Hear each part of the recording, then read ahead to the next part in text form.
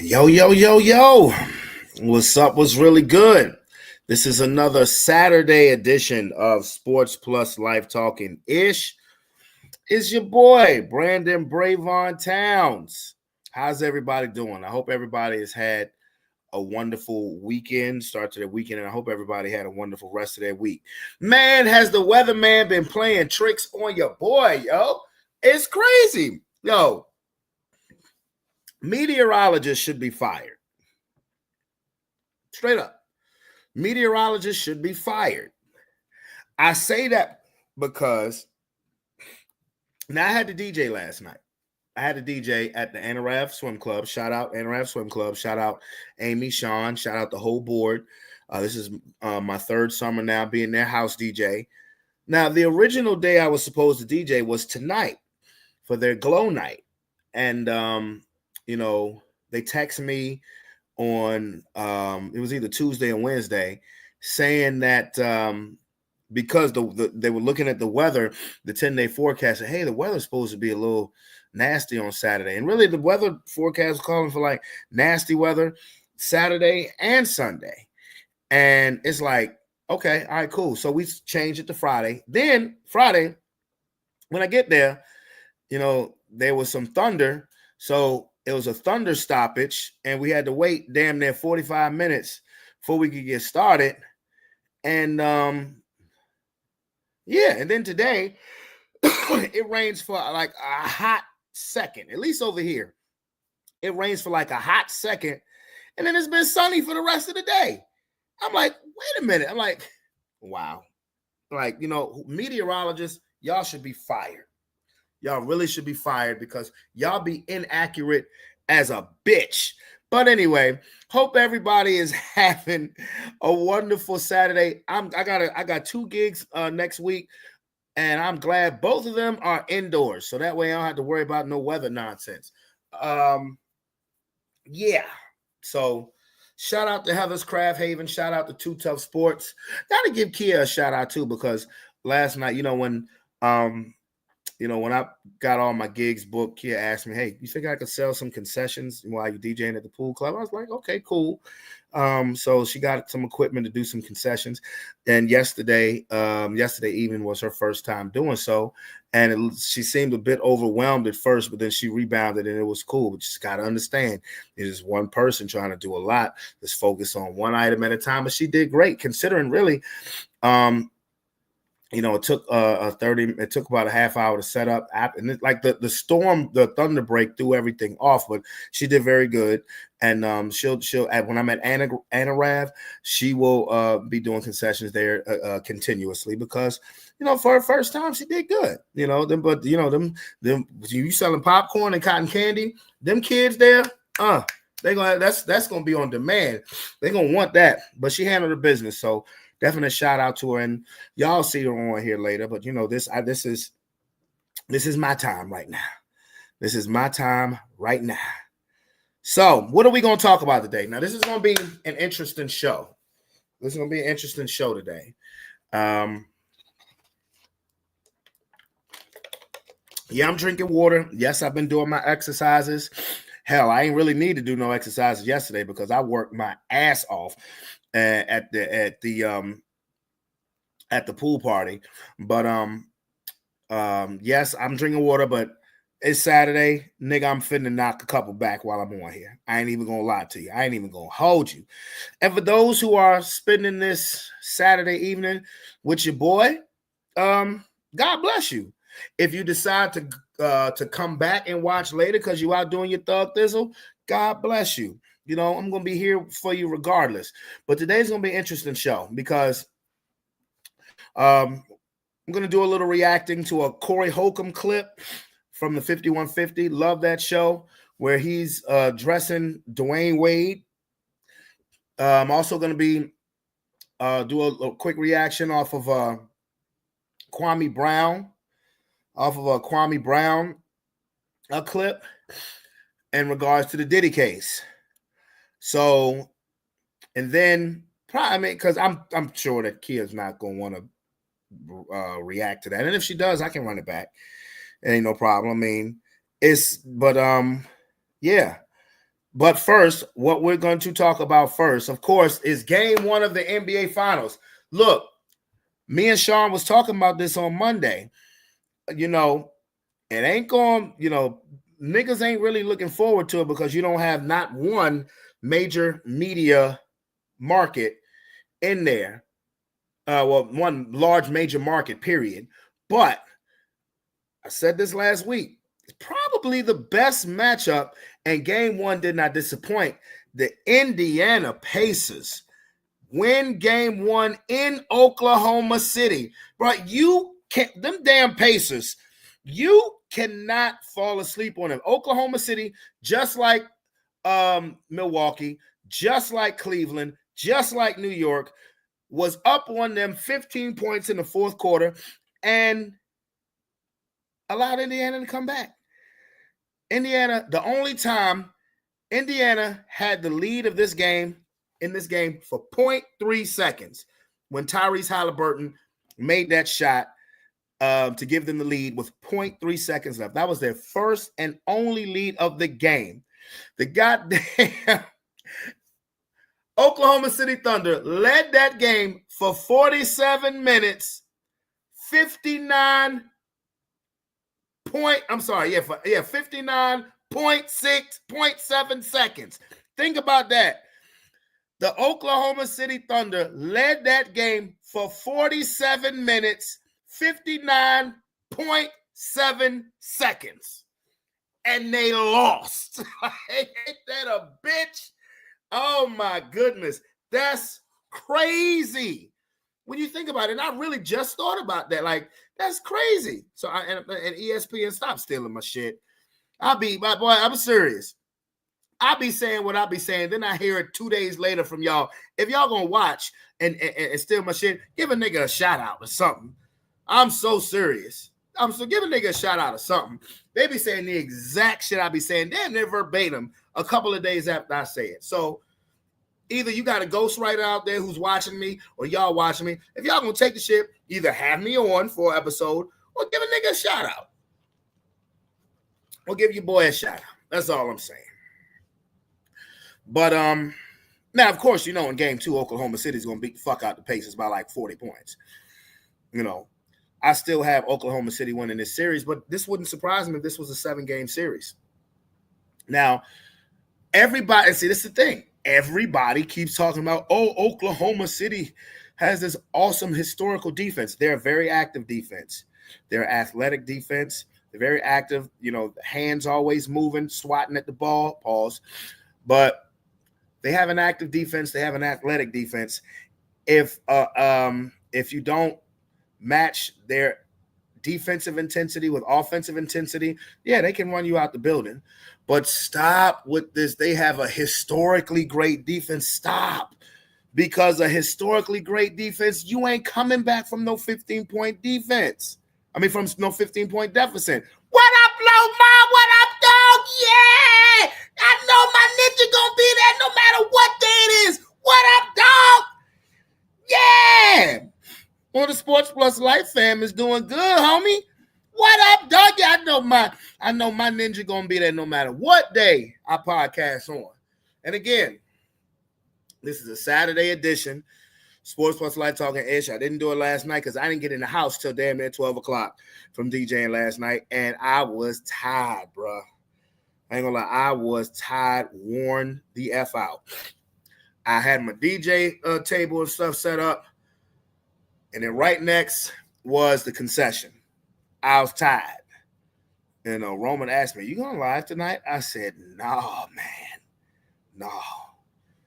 I said, I just want to be lazy today, which I was, and tomorrow, which I will be. I'm serious. I had nothing planned. I ain't gonna go out here and spend no unnecessary money. But yeah, back to the finals. Yeah, I want people to stop talking about this Oklahoma City Thunder defense like they're historically great. Again, you're not coming a historically great defense. You're not coming back on. You're not coming back from 15 down and winning that game for a historically great defense. They're active defense. They're athletic defense. They're an opportunistic defense. You usually only hear that when it comes to football, but that's the Oklahoma City Thunder. There's no knock. Like I said, they can run you out of the building if you don't meet their defensive intensity with offensive intensity. But when I hear Kendrick Perkins saying this is one of the historically best defenses ever, stop. No, they are not.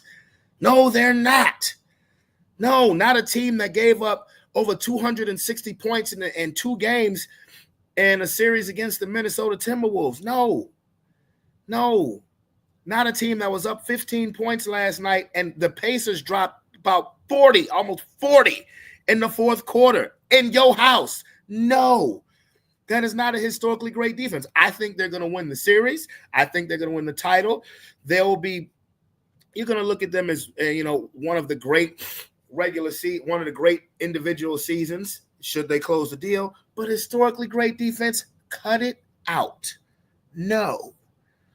You think you up 15 on the 04 Pistons or the Bad Boys Pistons and think you coming back?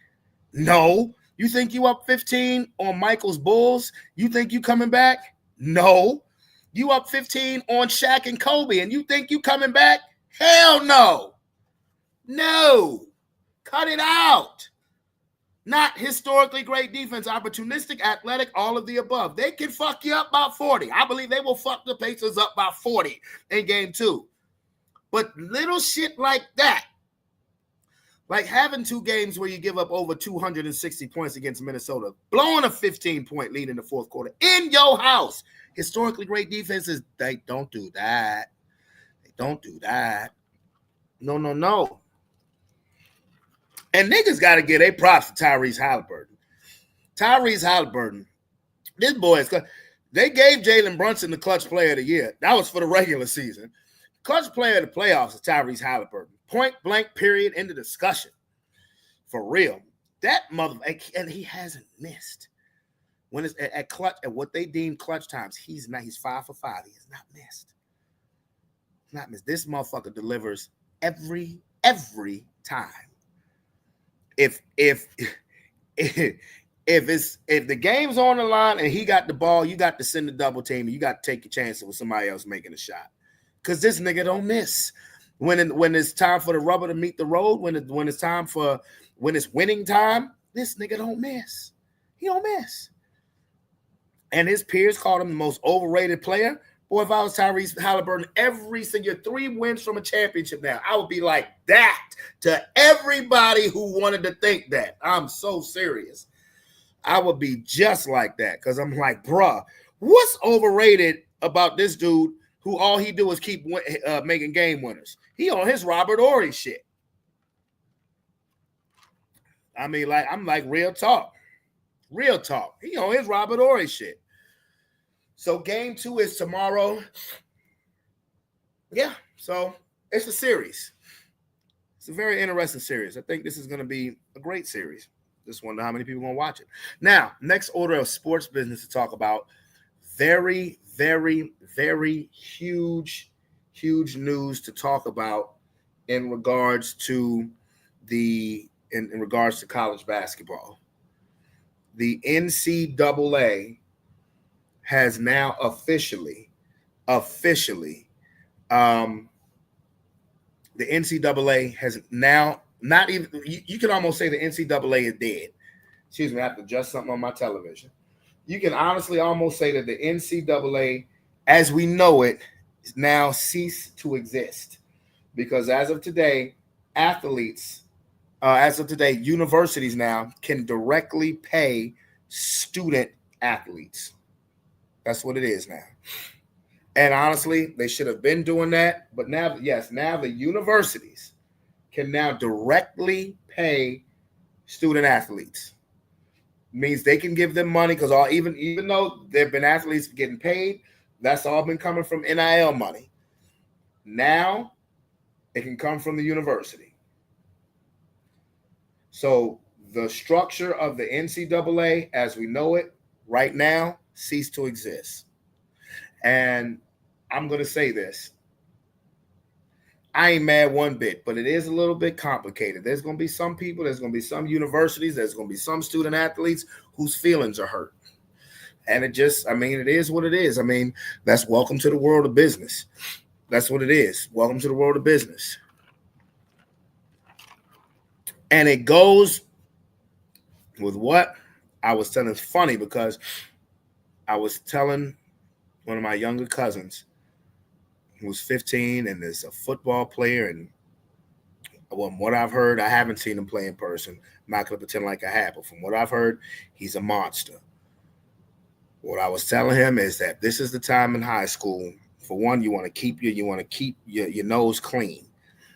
This is the time where you need to be a beast, because now it's a business.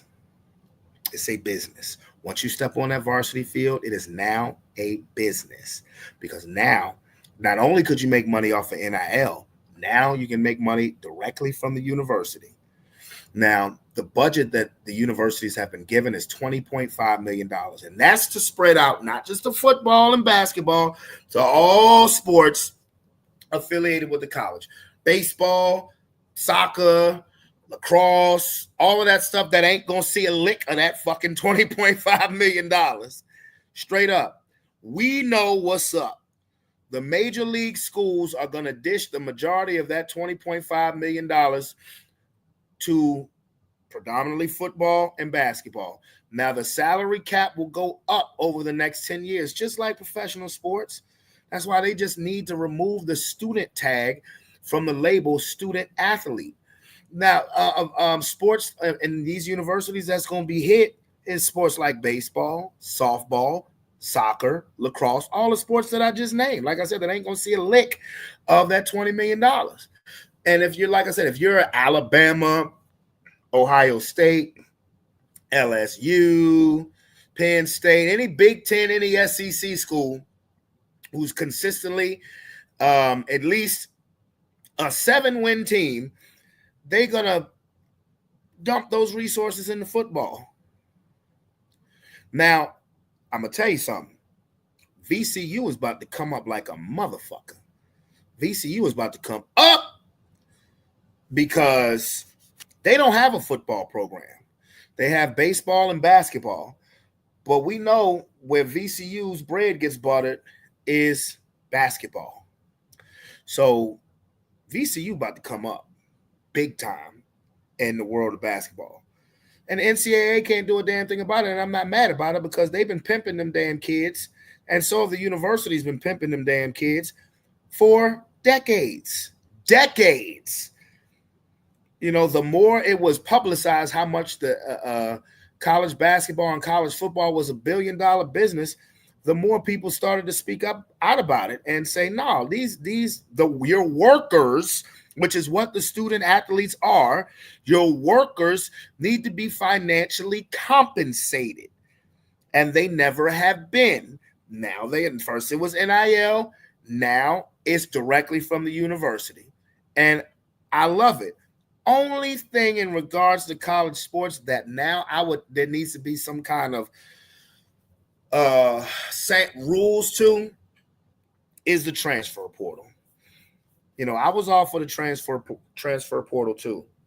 Now that shit then got out of control.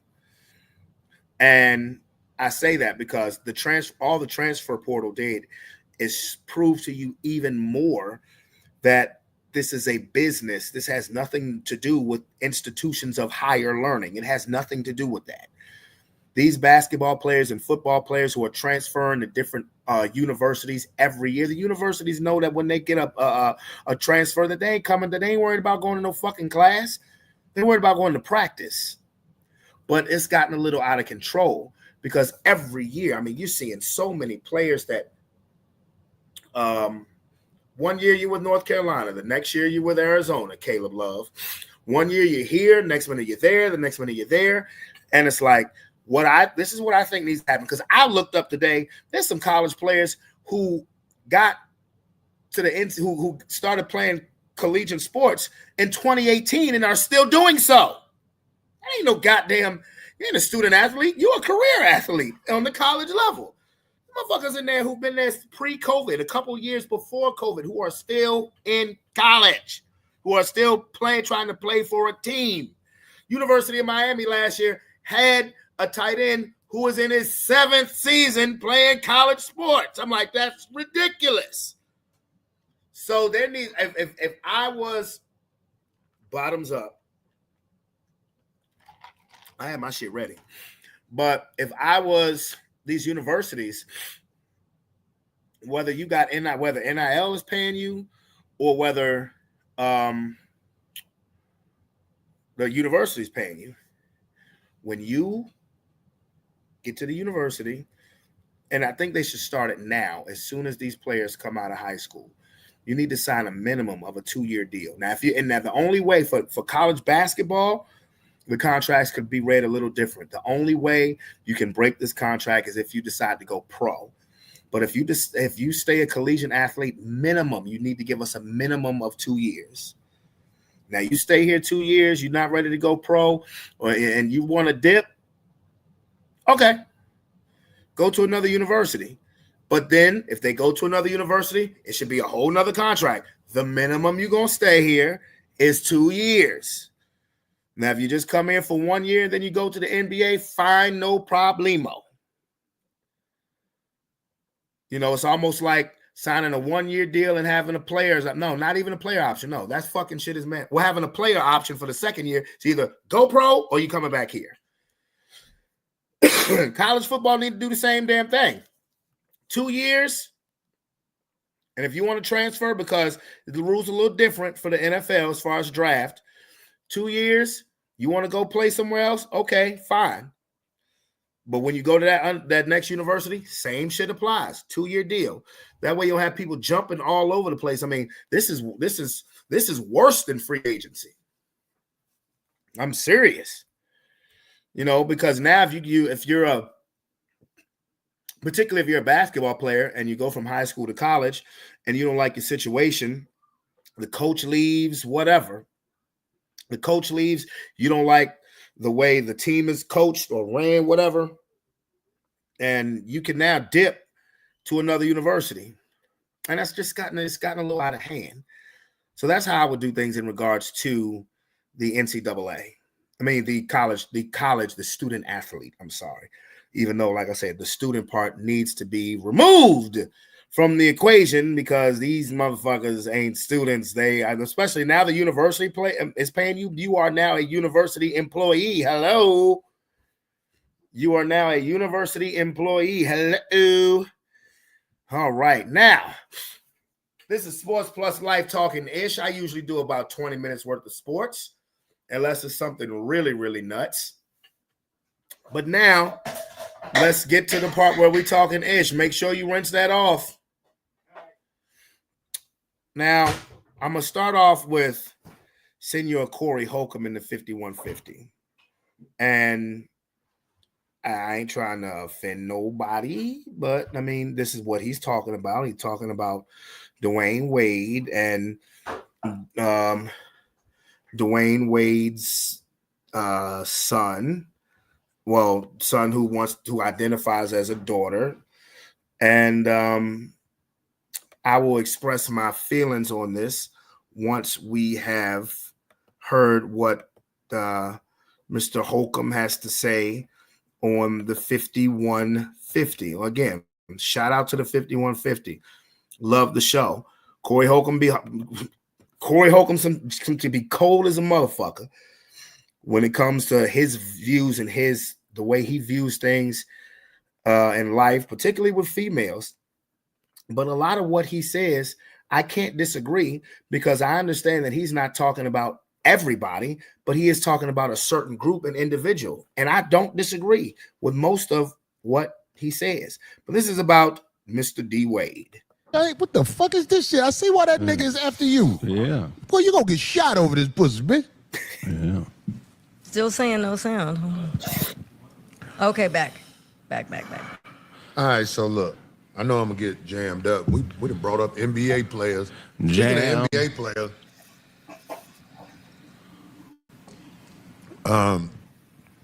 let me ask you this. Yeah. Craig, Darlene, Anybody in the room? If somebody has an obnoxious, rude woman with them at the dinner table while y'all out, you know who I'm talking about, them bitches. Fuck that. This obnoxious woman. Right. Or they got their son who dresses like a woman. Which is worse to deal with? And he's obnoxious, the son? No, his son got on a dress and lipstick and a skirt. That's, man, Which is worse? I guess. why?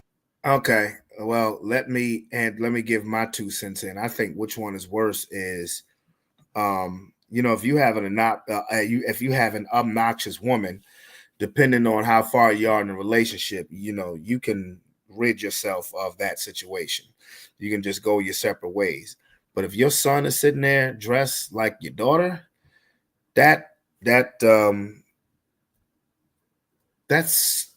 kind of an issue. Yeah, it's kind of an issue. For you guys, that would be worse. But I think anybody that is interrupting.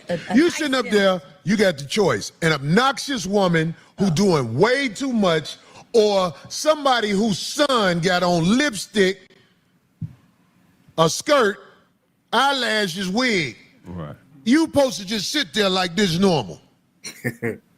Or talk to him like it's normal. You tell me, what's the worst scenario to be in? The son. Because it's still a man too. So what if you had to defend yourself? Why is he here? Yeah, what happened? Greg, you speaking how I speak. Yeah, why is he here? Don't you got a boyfriend, nigga? Go to Wiener Schnitzel and sit on one of them. You know what I mean? Why did that just happen? No, I saw this interview with Dwayne Wade, and I just don't understand why Dwayne Wade likes to talk about everything good about his son except the elephant in the room. Oh, didn't the son just turn 18 or something like that, right? Do we got that video together, Abe? I thought I saw that. He about to turn up. You got that video, Abe? I cannot disagree with Corey in regards to this situation, because the fact of the matter is I don't care how much you try to normalize that shit. I don't care how much you try to normalize it. You exploit it. You have reality shows about drag racing. I don't care how much you try to normalize it. And this is just my opinion. That shit ain't normal. That shit is not normal. And Dwayne Wade thinks the whole world is supposed to think it is. It ain't. It's not.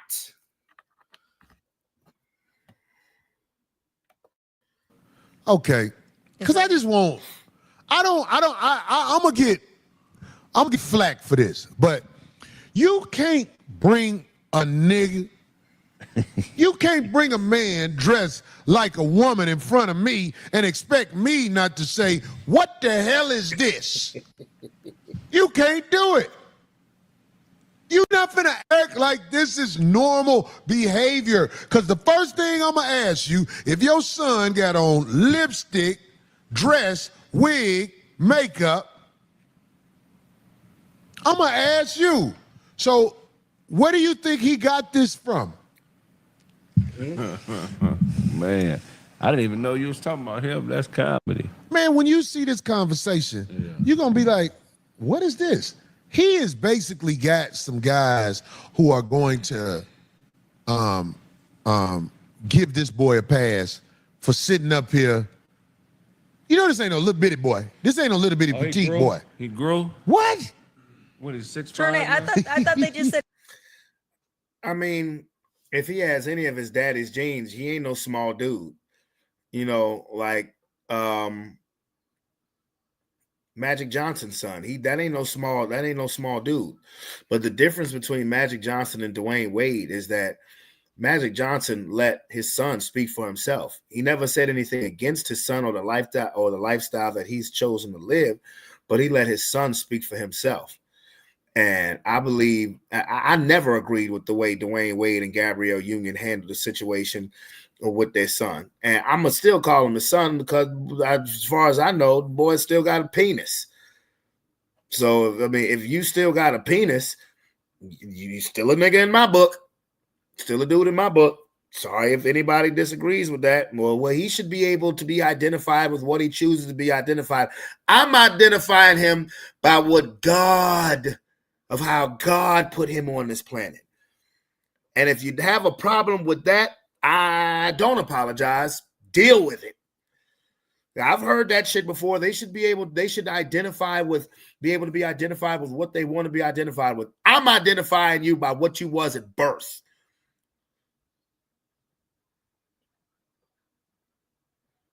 Now, if you didn't have the whole surgery and stuff like that done, okay, cool, whatever.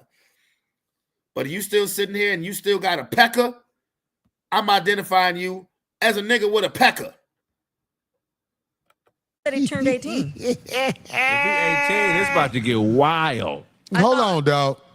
I'm gonna go into my thoughts about it anyway, because I know a lot of people saw it. Somebody said what I'm thinking about D Wade. Because D Wade, all you got to do is look at D Wade nails. He got his nails painted? You got to see this, dog. D Wade been dressing like this. He used to wear the capris with the motherfucker. Look, D Wade don't want the smoke like his son want the smoke. His son don't care. Right. I don't care. This is who I am. Right. But D Wade wants to try and make it seem like this is something. He wants to make it seem like something's wrong with you for not just accepting this for what it is. Man. And we're gonna talk about that. Let me ask you something. Is the video? Him and Magic. Exactly. Dwayne Wade wants to look at you like you stupid or like it's a problem with you because you just won't, bow down and be like, okay, well, this is not no, because again, if you're gonna exploit your son, which is what the fuck Dwayne Wade has been doing ever since the news came out. Well, Dwayne Wade's 11-year-old son wanted to identify as a girl. What up, Rob? This nigga said having a penis and being broke back is different. But I'm saying, like, I would look at Dwayne Wade. If Dwayne Wade gave me a side eye because I didn't identify his son as a woman, I would honestly tell him to kiss my ass, because he's the one who has been exploiting his son about this situation, trying to get kudos in a certain community, which I don't have nothing against. I don't have nothing against. If that's the lifestyle you want to live, cool, as long as you're happy. But when there's a clear agenda of where you're trying to force feed and push this on people, no, you can't sit here and get mad when people don't feel the same way that you feel. No. And yeah, he's been exploiting his son for a long, long time. That's why I say the difference between him and Magic Johnson is Magic Johnson just let his son speak for himself. You never saw EJ out there in public when he was a little kid saying the way he wanted to live his life. And I don't have a problem with the way EJ live his life, because as long as he's living his best life, that's all that matters. But don't sit there and try to throw it up in people's face like Dwayne Wade has done, and then get mad when some people are like, nigga, that ain't normal. Because it's not. It's not. And Dwayne Wade, bro, I think Dwayne Wade got something to tell us about his damn self. To wear the capris with the motherfucker. Look, D Wade don't want the smoke like his son want the smoke. His son don't care. Right. I don't care. This is who I am. But D Wade wants to try and make it seem like this is something. He wants to make it seem like something's wrong with you for not just accepting this for what it is. Man. And we're going to talk about that. Let me ask you something. Is the video? Him and Magic Son about to do a movie together. What is it called? Tu Wong Fu 2. Tu Wong Fu 2. Hold on. Look at this, man. Look at this. Wow. Wait to hear him talk. What's up, everybody? Welcome back to the Timeout. Today we have a very special guest on the show, but before we get to our guest, let me introduce my co-host, Bob Metellus. Just Bob. Chris Johnson. Coach's Corner. And our guest today is Zaya Wade. What's up, Zaya? Hey, how you guys doing? Welcome to the Timeout. Can we get some Zaya Wade love in here? Can we get some welcome to Right there. Well, thank you. Zaya, have you ever watched our show? Yeah. Yes. Okay. I watched the kind of premiere episode. And it was amazing. Since then, okay, but Enough! Cut it off. Hey, Corey, a fool. Now, look, let me preface my words the way I'm going to preference them. If Dwayne Wade has been doing this to prove to his child that he's not ashamed, and he's not, that's all well and good. But you still can't get mad if people come out publicly and say they don't agree with it, because you came out and publicly put this in people's face. Okay. So if that was one of my children, I would love my children to death no matter what their lifestyle is, as long as they live in their best life. But what I'm not going to do is exploit it. If they want to exploit themselves, okay, that's their prerogative. But for starters, you ain't going to do it until you're grown. And it's not because of, homophobic nothing. It's just because I want you to stay in a child's place. Once you're grown, do what the fuck you want to do. Oh wow, this man.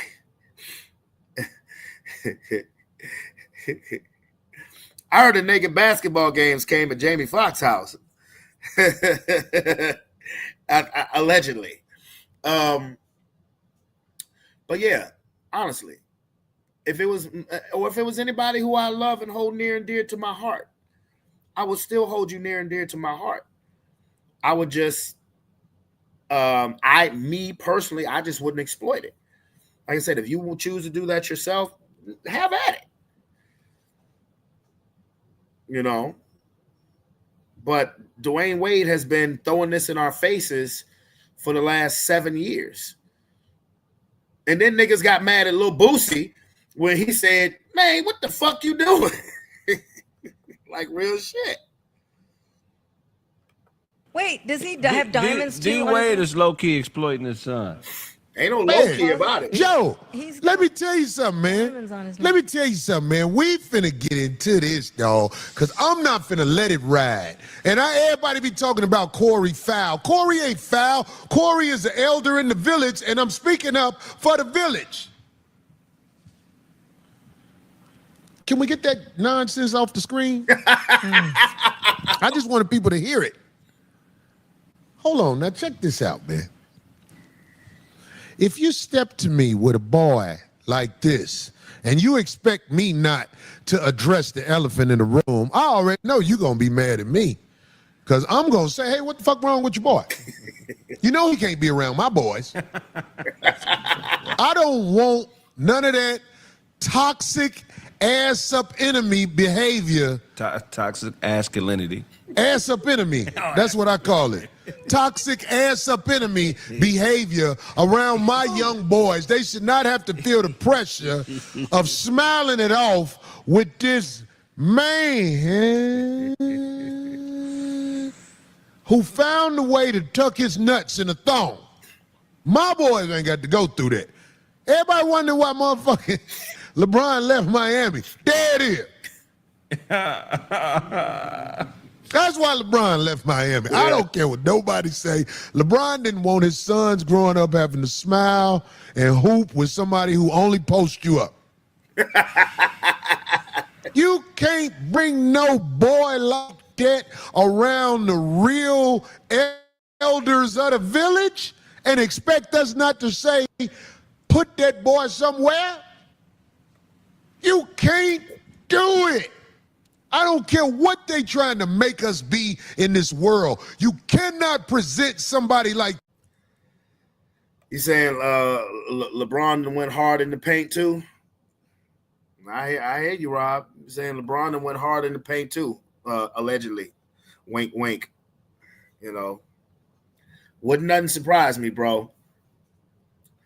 But yeah, man, like all jokes aside, and yeah, there's already been, I'm not going to say some backlash, but there's going to be reaction. There's already been reaction to what Corey Holcomb said. And I'm like, nigga, why? I mean, of course it was, you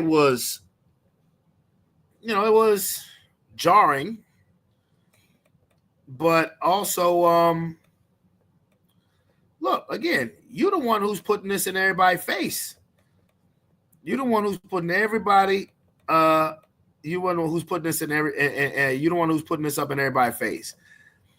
And you can't get mad when niggas is like, hell no, nigga. Nah, bro. That shit ain't cute. The shit ain't cool. And a lot of people gonna let you know about it. The problem is they try to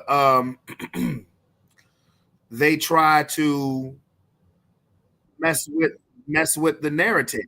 They try to change up the narrative and make you look like the bad guy if you speak against it, if you say you don't agree with it. Charles Barkley mentioned this years ago. Back in like 2013 when the whole Jason Collins thing came out. Even if they did wait too late to say something, Rob, better late than never. Better late. I'm just going to say that. Better late than never. Because I'd rather be late talking about a subject where people can still hear my opinion than just keep my mouth closed. Silence is not always accepted. Hey, got you there, sir. Yeah, boy. Got you there, boy. Boy. But as far as Dwayne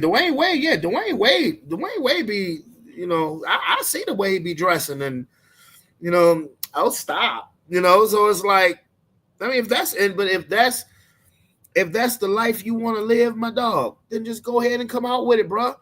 It's 2020 motherfucking 5, bro. What you ain't in the NBA no more. You ain't gotta feel like you gotta hide.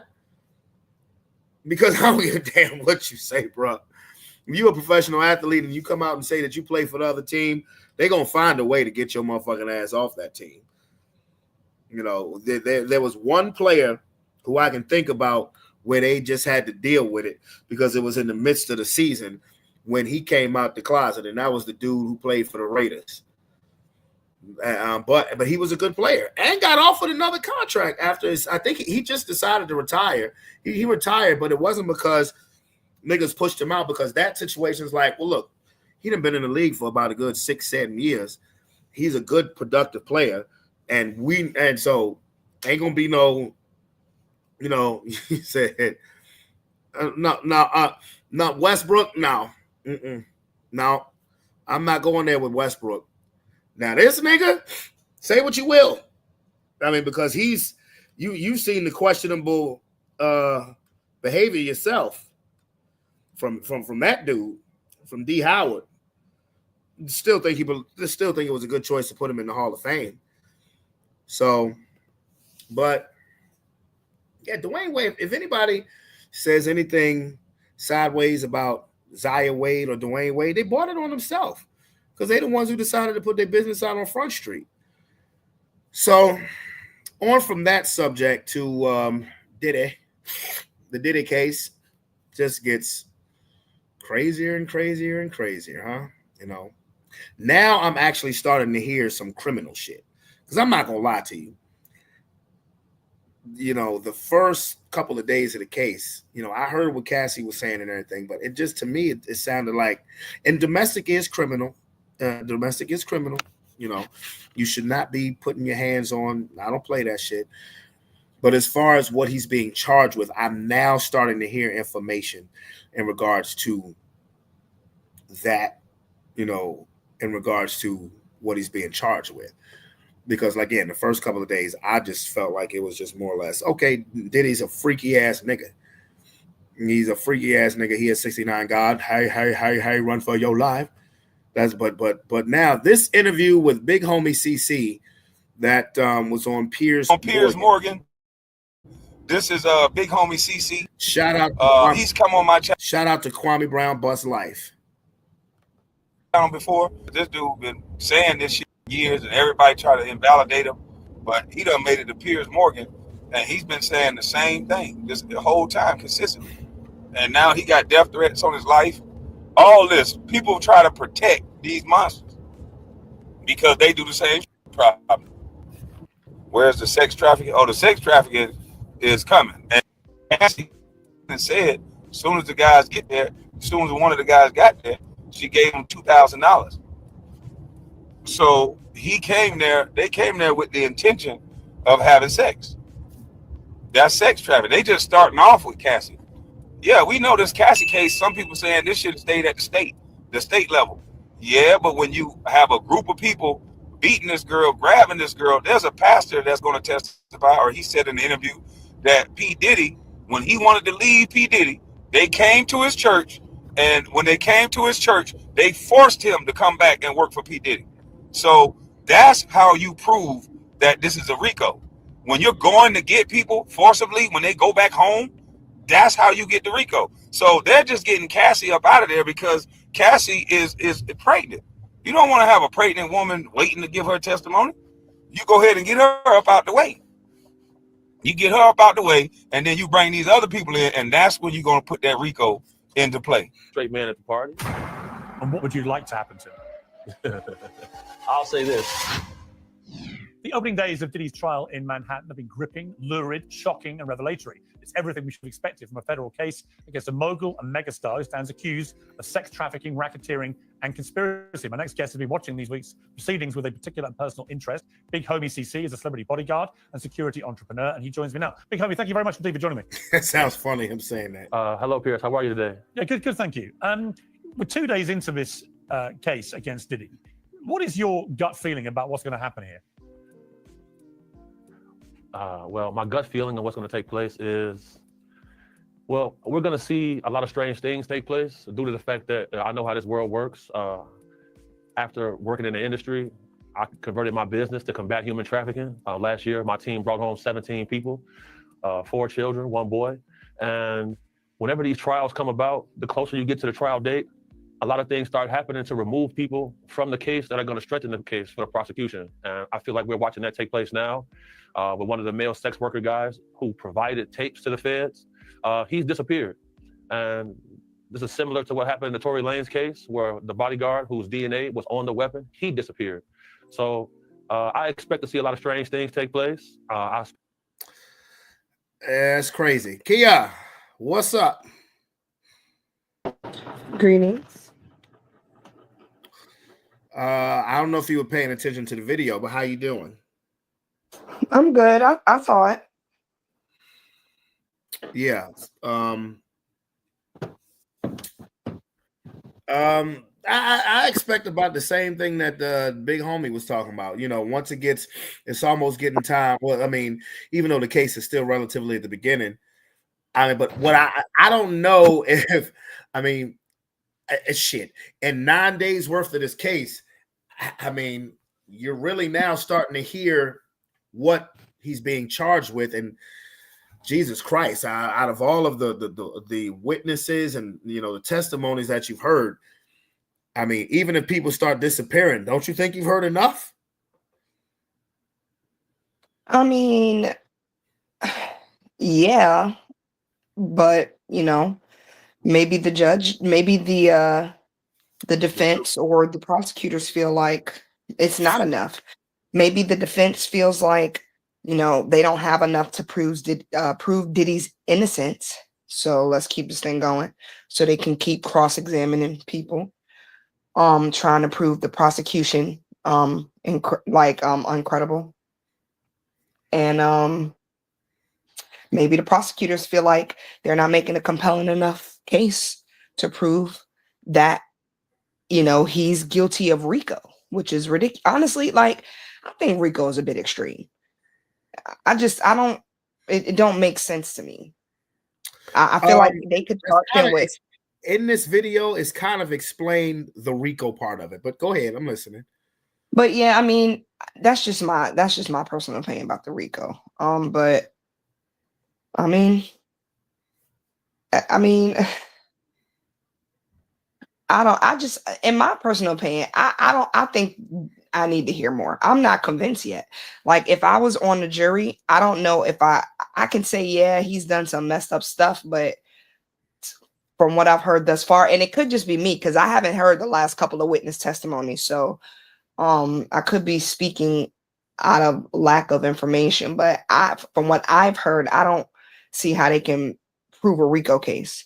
Well, that's how I felt the first probably week of the case. I felt more like, okay, a lot of the stuff that they're talking about, it falls under the domestic standpoint.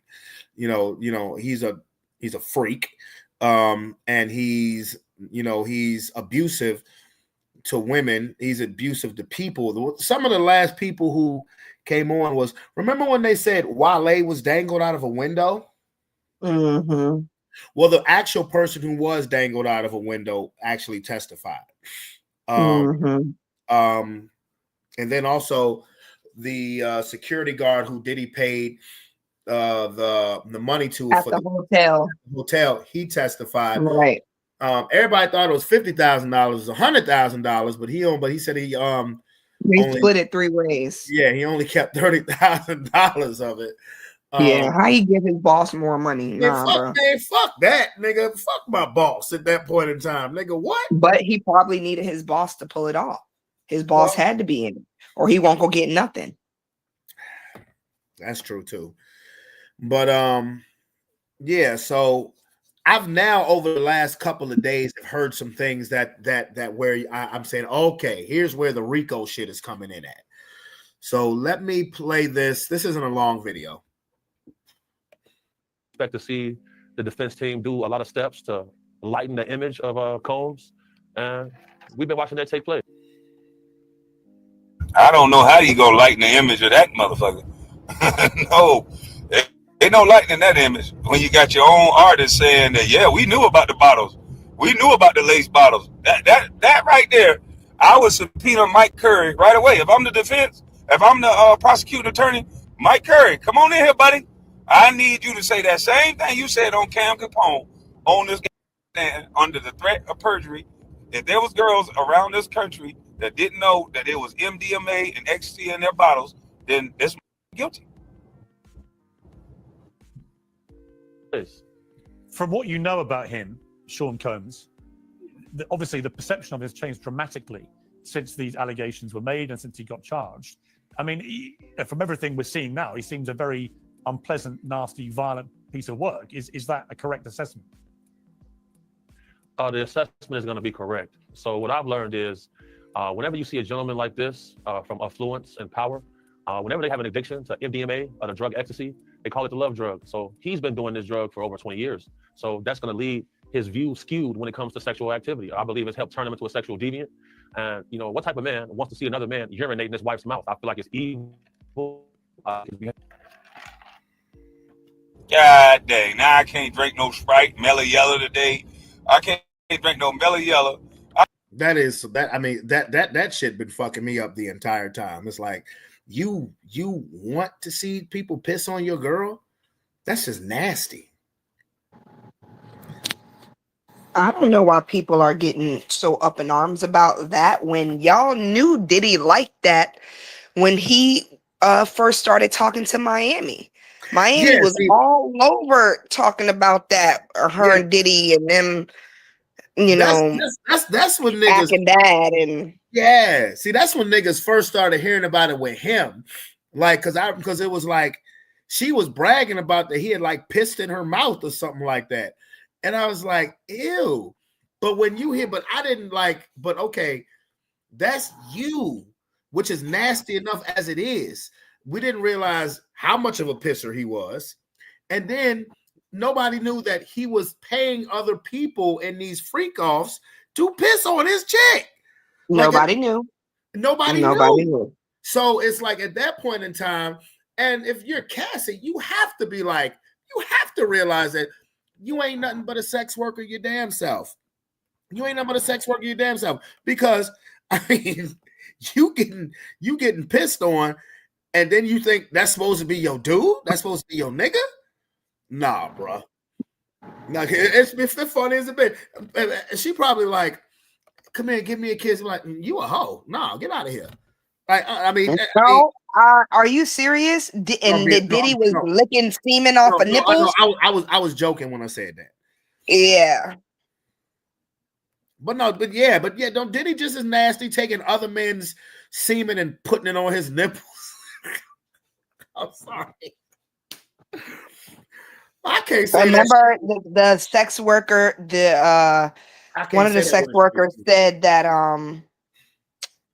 him and Cassie had sex, and then he ejaculated on Cassie, and Diddy was cleaning off Cassie, but he was licking it off. That shit is disgusting. Yeah, like gotta drink some water.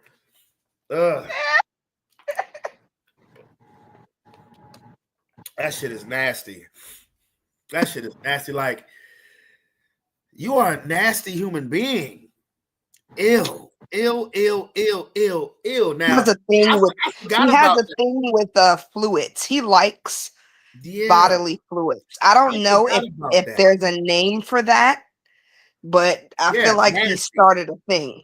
Nasty. Or maybe, I don't know. That shit is weird to me. Yeah, I'm a bit of a germaphobe, so when it comes to like bodily fluids, like I forgot about that part. Like, I can't sit here and say the other part where he spread the shit on his nipples. I can't say that with a straight face because that's fucking so nasty, but that's hilarious. That other part that you just said, that's just ew. Like if I was to ever see him in public, I would automatically just want to punch him in the face. But you know what? You can't do that because that's what he likes. Why are you gonna hit him for liking what he like? Just because that shit is nasty to us, apparently it does something for him. That's what I'm saying. Like, that's not what he's on trial for. He's not on trial for licking off semen. Like, that shit is just weird. But I don't think it's illegal. No, that's true. That's not illegal. But if you transported a worker for to do those actions across state, that is illegal. Yeah. It's a lot of niggas probably watching your podcast right now that are unknowingly trafficked when they done quote unquote flew somebody out. Oh, hell yeah. Y'all gotta watch that shit. It probably is. Stop flying bitches out. Yes. Be like, bitch, I'll meet you there. Okay. Or listen, or let the bitch get here and I get you straight once you here. You know what I'm saying? Let the bitch come to your state on her own recognizance. I was about to say, don't be sending out no fucking invites. Yeah, if the bitch want to come, don't be like, bitch, come. Be like, if you send the invite, don't make it sexual. Hey, why don't you come in? Hey, and why don't you come and kick it with me? We'll go out on a date or something. It don't have nothing. Have to have nothing to do. Are you gonna pay for me to get there? Nope. No. Exactly. No. Just say no. But if you decide to reimburse them when they get there, that's different. That's different. That is different. I'll pay for your gas money to get home. Thanks for the yeah, but I'll pay for your gas money to get home. It ain't about gas money. It's about trafficking across lines. That's the federal offense. You talking about gas? What? Gas for the jet?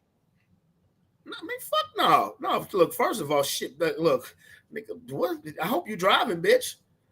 Unless you're coming from cross country. But to be honest, yeah, if they are driving across state lines, then I guess it would. But who the fuck is driving? Like, no, hell no. Depends on what state. Like, depends on what state you in. You're right. It could be the neighboring state. Yeah. But let me press play. I can't drink nothing green. Nothing that look a little dark. No ginger ale, no 7-Up, none of that. Like, damn. What kind of man would want to see that? That's a fair question. You niggas want to hang with niggas that want to see their girl get peed on? How the fuck what pleasure do you get in that? And I have a history of using very heinous acts on people like this who participate in this type of lascivious acts. As we're talking, Cassie Ventura, who was his longtime girlfriend, is one of the two people who the feds have brought this case with. She says that Combs would bash on my head, knock me over, drag me, kick me. Asked how often, she replied, too frequently. She said she didn't want to participate in the freak-offs, as he called them, but she did so because she loved him very much and wanted to make him happy. She told the jury she was scared of what he would do if she said no. Physical violence from Combs, she said, was always on the back of her mind. He wanted to control every aspect of her life, from how she looked to her work. And when he couldn't reach her immediately, he and his employees would call her incessantly or come and find her in person. So she's building a picture of a violent control freak. Now, if they can prove that the employees calling another man girlfriend, that's going to be grounds for this RICO they talking about. Because if that's your wife or that's your girl, y'all out there in the chat, y'all don't got no group of people that can call your girl. Where you at, baby?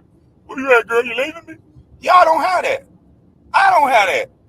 So why is all these niggas so invested in him and his girl's situation? That's starting to look like an organization. They're going to paint a clear picture later on down the line. This Cassie thing is the tip of the iceberg.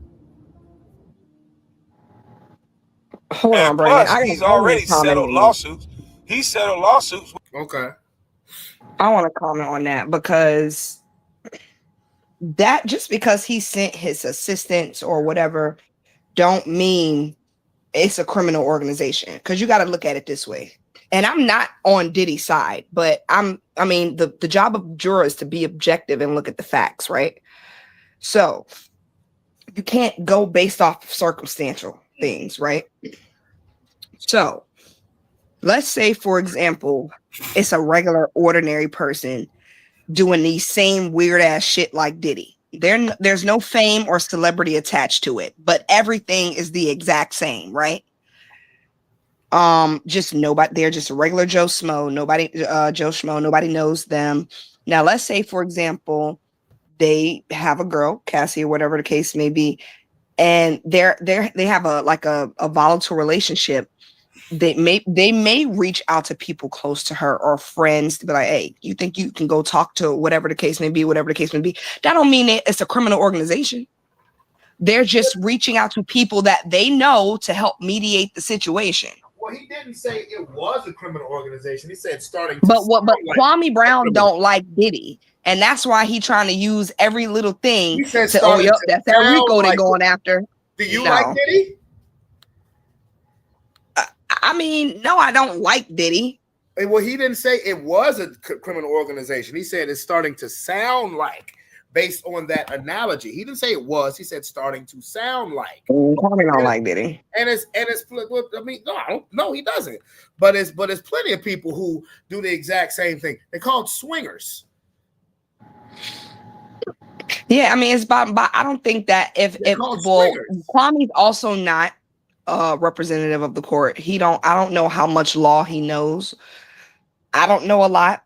But you know, what I will say is I'm not saying that is something that the prosecution would use to prove. Like, I don't think it's that specific.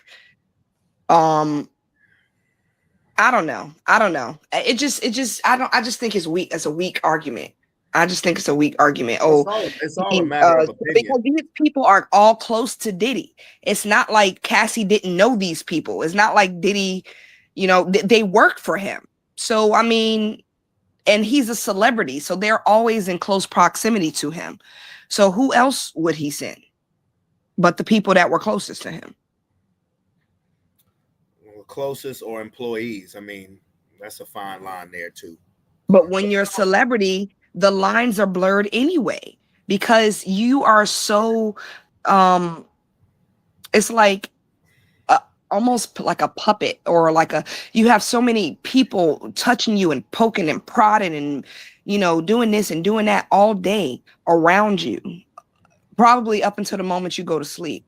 You spend most of your waking day with the same people, the same little group of people, and you can technically consider that as like a family. So it's not like, yeah, I'm paying you, but I mean, damn, nigga, I'm with you every goddamn day. Yeah, but I mean, yeah. I mean, I see what you're saying, but I mean, that nigga name was on the bottom of the checks. So yeah, we like a family until your ass stop paying me, and then we And then to be honest though, like I feel like with Rico, wouldn't you can correct me if I'm wrong, Hey, but Leash. hey, Alicia, wouldn't I think I heard a lot of people who work with Diddy like being asked like, well, if you were there and you saw it, why didn't you stop it? What whatever the case may be. And I feel like for the most part, none of them enjoyed seeing or being a part of anything that was going on with Diddy. However, you got people that probably, obviously don't come from that kind of background. They got modest, a modest upbringing. They don't see that lifestyle or that money often, especially like his security guards. Like, hold on, like his security guards, most of those men who were like his guards, they're felons. They can't even get regular jobs in the real world. So, or like anything that pays anything close to what Diddy would pay them. So a lot of times they were like fighting this moral battle. Like, I fucking hate what he's doing. I fucking hate this nigga. I want to bust his face open. But at the same time, my family depends on this money. I get that, but that don't make it right though. And it don't make it right. And I have to disagree with you on one thing when you say that that all of his there were some employees who clearly enjoyed it because they bragged about it, like on the Art of Dialogue, Mark Curry, and that's what Kwame was talking about. He just called it Mike Curry, but Mark Curry did an interview recently on the Art of Dialogue, and he said that they knew that the drinks were spiked because they was told which ones not to drink. And he was like, yeah, we used to go in the club and we would give these girls X, Y, and Z, and them Jones would be wild. And, and he was laughing and smiling about it. And he said, we didn't think we was doing nothing wrong until Bill Cosby got arrested. And he said, well, he just drugged one. He said he just drugged one too many. So there were clearly people who knew about it. Wait, who is Mark Curry? Who is Mark Curry? He was a rapper. So but no, was he being paid by? I'm not talking about rappers. I'm talking about Diddy's staff. I'm talking about he is a part of Diddy's staff, technically. Pause. Yeah, they was part of his staff, all right. But they were under his label. He was his artist, so that's a part of. So he pays him. Now he may not be in close proximity, like you're saying that the security and the assistant and stuff like that. But yeah, he's a paid employee, and he took part knowingly, willingly. I don't care what moral battles you're fighting. If you participate in it, you just as guilty. Well, I'm speaking on the security guards. That's because the reason why I'm speaking too.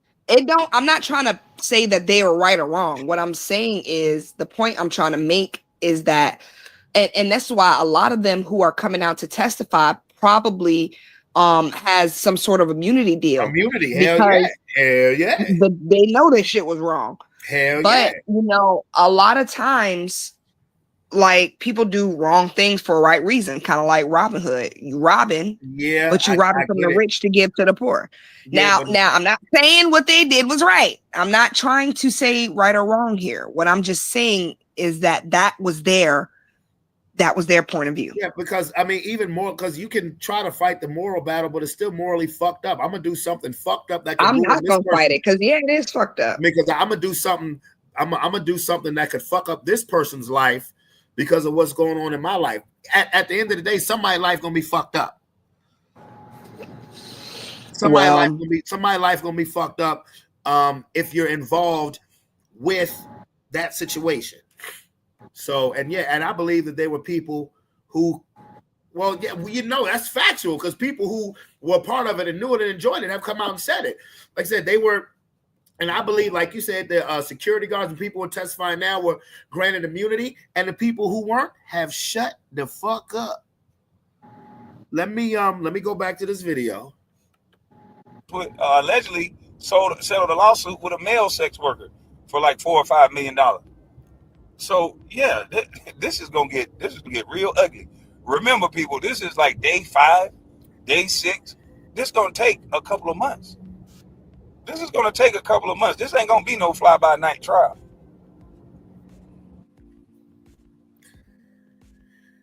It must be an old interview. I mean, an old. This was like last. Yeah.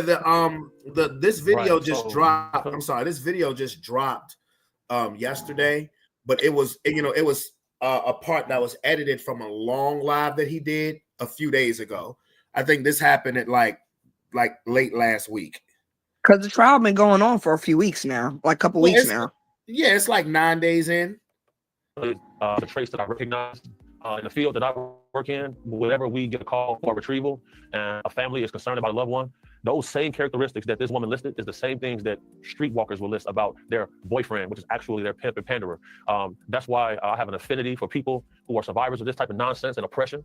And this sounds familiar. You know, along this path, I've been poisoned 3 times. My toxicology report showed cyanide.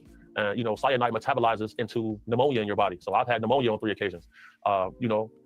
These problems didn't start for me until I started to speak out about people like this. You know, it's been a hard time to line up this interview because the last time I was scheduled to be in this interview, randomly, our car gets hit from the side by a blacked out vehicle, no license plate. That's happened 3 times this month so far. Really? Somebody didn't want me to do this interview. Yeah, somebody didn't want me to do this interview. You know, I'm somebody where I've had FBI come to my house before and tell me they found a threat against my life. So, you know, I'm well versed in this world. But, I got round the clock security. One of them was sitting right here with me right now. This is a dangerous game people are playing. And it's a good feeling for me to see the justice system prevail. And some people deserve retribution.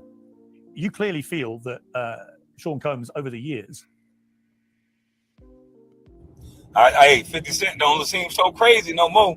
50 Cent don't seem like he just hating about Daphne no more. 50 Cent been calling this nigga out. Wendy Williams been calling him out. Too. 50 Cent not only called out Diddy, he called out Jay-Z. 50 Cent called out everybody. I think 50 Cent put a lot of things in a joking manner, but I think we need to pay attention to what 50 Cent be talking about. Because 50 Cent don't play with these niggas. What'd you say, kid? I'm sorry. I don't trust 50. I don't trust 50. I feel like 50. That 50 is true. He's been saying this shit about Diddy for years. I understand that, but I feel like 50 is doing what a lot of magicians do, which is like they make you focus on this hand so you don't see what they doing with the other hand. Well, that's what I think 50 do. Somebody that you don't like shares your exact same sentiment. I don't care. And you ain't even got to tell me. I know you know the name I'm about to say. So it is what it is. But that's just how I feel about it. But you said 50 knee deep in it too. That wouldn't surprise me. But 50 has been saying this stuff for a minute. he gonna make sure that all the main competition is out the way. let me go back to the. So he could be the last one to be prosecuted. That's fine. Let me go back to the video. Yeah, 50 Cent don't play no game. He don't play with him. He goes straight at him, and he don't play with him.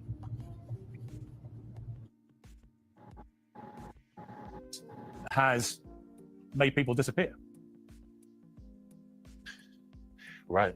Well, Pierce, let me ask you a question. From your journalistic perspective, have you ever noticed how in this industry, people untimely meet their demise as soon as somebody else seems like they're having a problem? Have you ever seen that before? Well, there was, of course, the case of one of his other ex-girlfriends, Kim Porter, who died of pneumonia at a very young age. You just referenced your own situation with pneumonia that you believe was deliberate poisoning. Do you believe that may be what happened to her? Why are so many people coming down with pneumonia? Why is that happening to everybody? What is that about? Where have you ever seen this many cases of pneumonia associated with one situation? So, you know. Devil's saying, come on, or was that Puffy? I'm effing around, but if that was Puffy at a flaming bottle of Johnson, and no, I'm just kidding, I think that you have taken that to be a not too oblique reference to the fact that he suggested he may too have been poisoned. Jamie Foxx said out of his mouth that his partner handed him an Advil, and after he took that Advil, he woke up 22 days later. That's what he said out of his mouth. I feel like us as a species, I feel like human skepticism has become a virus, because if we don't trust the words of our peers, where are we as a species? You know, that's a really good point. For starters, why is so many people getting pneumonia? And 2, human skeptic. I've never heard it put it like that before. Human skepticism is becoming a virus. What do you think? Yeah, for sure. I mean, that's part of the program. They all want us to believe the same fucking thing. Yeah, and that's nuts because why the hell is so many niggas coming down with pneumonia? Like, what the fuck? Right. It's like they don't want us to think independently. They want us to think with this fucking hive mentality. It's just very weird, which is why, like social media and all this shit, it helps, it propels that, Helps with the propel what? algorithms and the Helps fucking trends and the likes and the follows, right? All of that shit just perpetuates the cycle. What do you mean? Like it helps perpetuate the unnecessary worship that's going on, or no? What I'm saying, it just fuels the hive mindset. It drives the machine. Oh yeah, it drives the machine. But social media also is helping open a lot of eyes. True that. Because a lot of these platforms, this one included, that has had those what people will call uncomfortable conversations would not be allowed on mainstream TV. So you can view that as a plus with social media sites like YouTube and Facebook and IG and TikTok and Snapchat. That's the positive of it. Because do you think you'd hear this conversation on CBS? Fuck no. I think all social media needs to come with a warning label, like like prescription meds. Yeah, like caution. This could cause severe anxiety, depression, passive aggression, straight out aggression. Yeah, but think about it. Like, imagine taking an aspirin or Advil, whatever, and you waking up 22 motherfucking days later. Nigga, I would never want to take medicine. Thing is, I would be questioning the homie. Where's the homie who gave him the aspirin?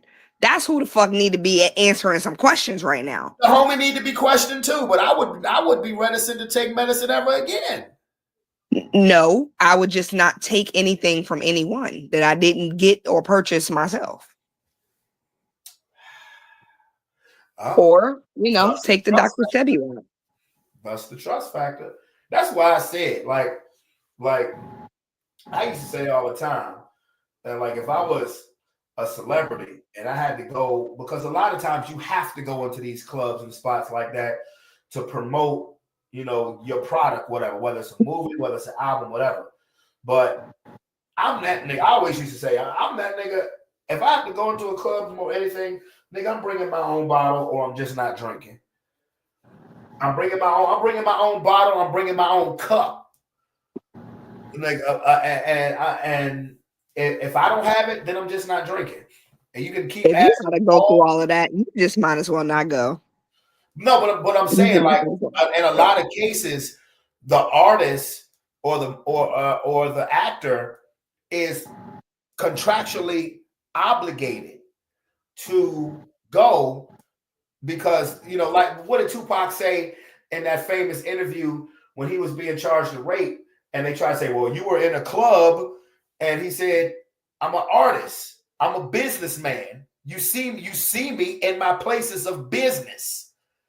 So if you're a musician, a club is a place of business. So if you have to go promote a new album or something like that, and you have to be in the club, nigga, I'm not. If I can't bring my own shit in there, then I'm not drinking. I'm not messing with no chicks, none of that shit. I'm just gonna come in and say hi, what up, da da da da da da da. I'm not ingesting anything other than the air that I'm fucking breathing. And I may even need to watch that. I may be like, this is a time where you can still wear a mask and niggas ain't gonna look at you sideways. Just being a celebrity in general is a dangerous game because you heard what the man just said. Jamie Foxx got an aspirin from his boy. That's what I'm saying. Boy. Either.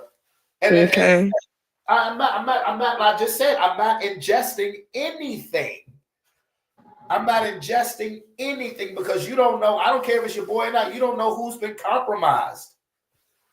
No, like you said, if I didn't buy it myself, I'm not motherfucking taking it.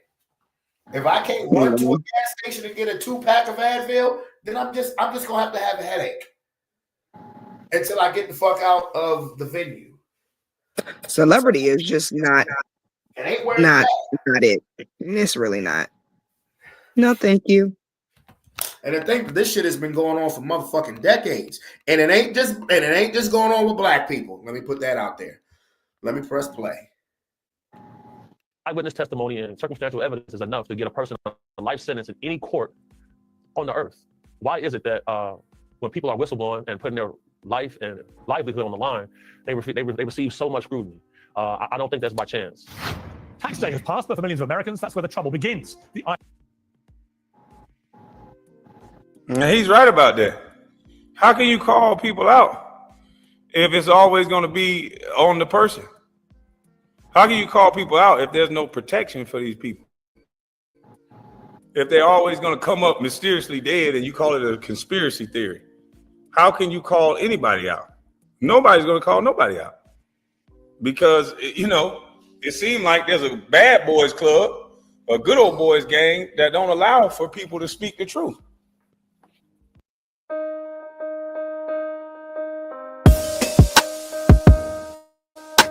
I know how you do it.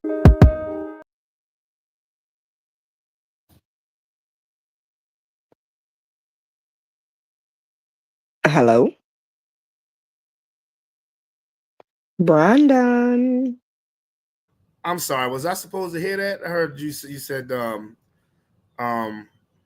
know how you do it. You were answering Kwame's question? Yeah. Yep. He was like, how do you, if all the whistleblowers end up dead and this and this and that, how do you see? The thing about it is, it's like sometimes it reminds me of Loki in Avengers. And you know how when Loki first came to Earth, he was like, I'm Loki from Asgard and I'm burdened with glorious purpose. And that makes me think about even like these whistleblower people. Like, I just know how I am. I think I literally came to Earth with the superpower of paranoia. So I don't trust people, period. But it's like, if you're a whistleblower and you got a lot of information on a powerful person that could potentially put you and your family's life at risk, the first thing that's important is anonymity, period. At least to me. At least to me, I'm gonna stay anonymous. It's like, but I mean, we have so much access to things nowadays that I feel like people can be exposed through a push of a button, through the click of a button. I don't have to put my face in front of the camera. I don't have to go on a fucking press tour. You know what I'm saying? I don't have to, sit and do interviews. I don't have to do that. But some people are burdened with glorious purpose. And they like to put a face behind the controversy. And, they put their own selves at risk unnecessarily.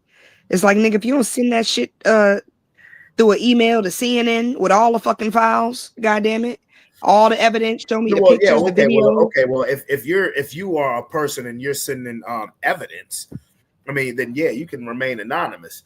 But some people may not have that evidence, and they not, at least not yet, have that evidence at their disposal. And sometimes people feel they have to put a face behind it. But yeah, but you know what you need? Only these celebrities are putting a face behind it, because you notice with a lot of these cases, now these are the cases that I'm starting to call bullshit on more and more.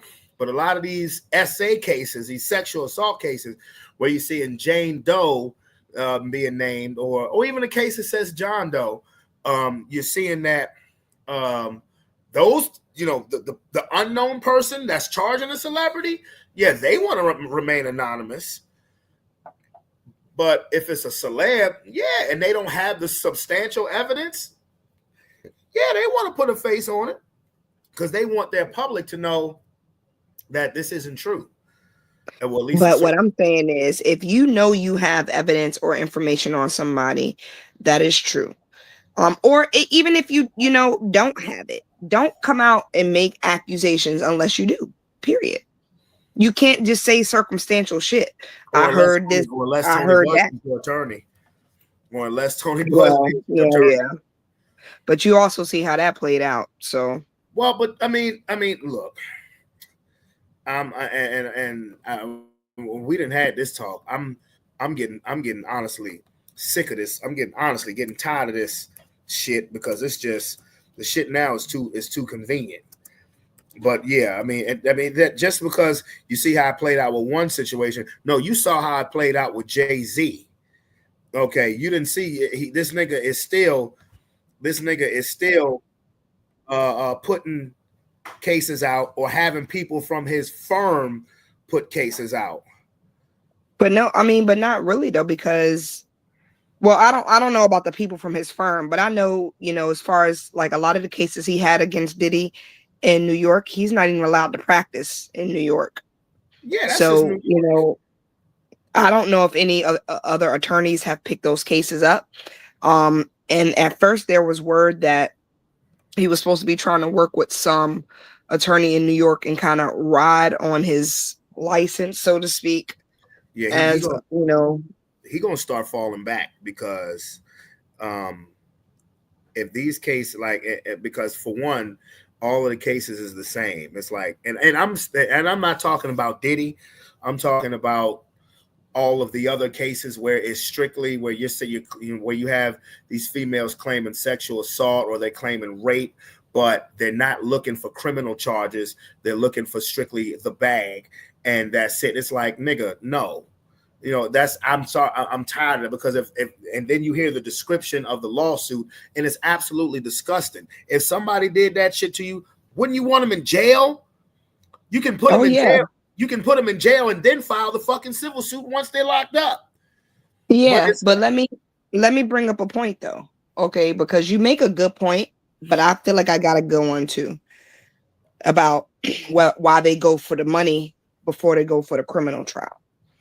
Okay, so remember, or you can attest to this, we have these conversations all the time where we see something happen to somebody and be like, shit, wouldn't have been me.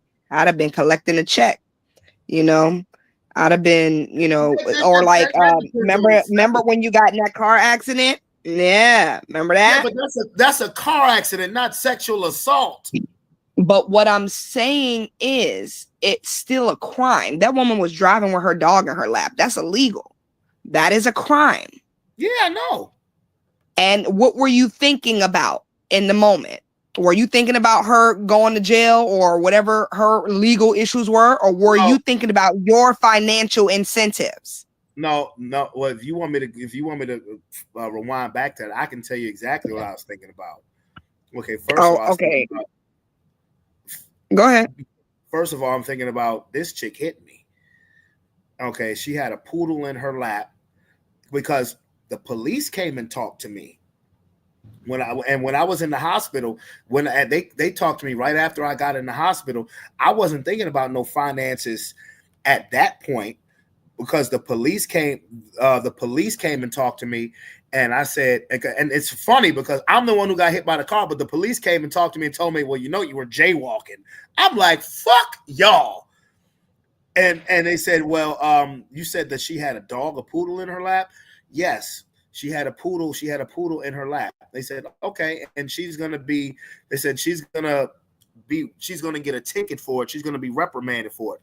I mean, she won't. I knew that she won't go 50 miles an hour because if she was going 50 miles an hour and hit me, I probably wouldn't be here today.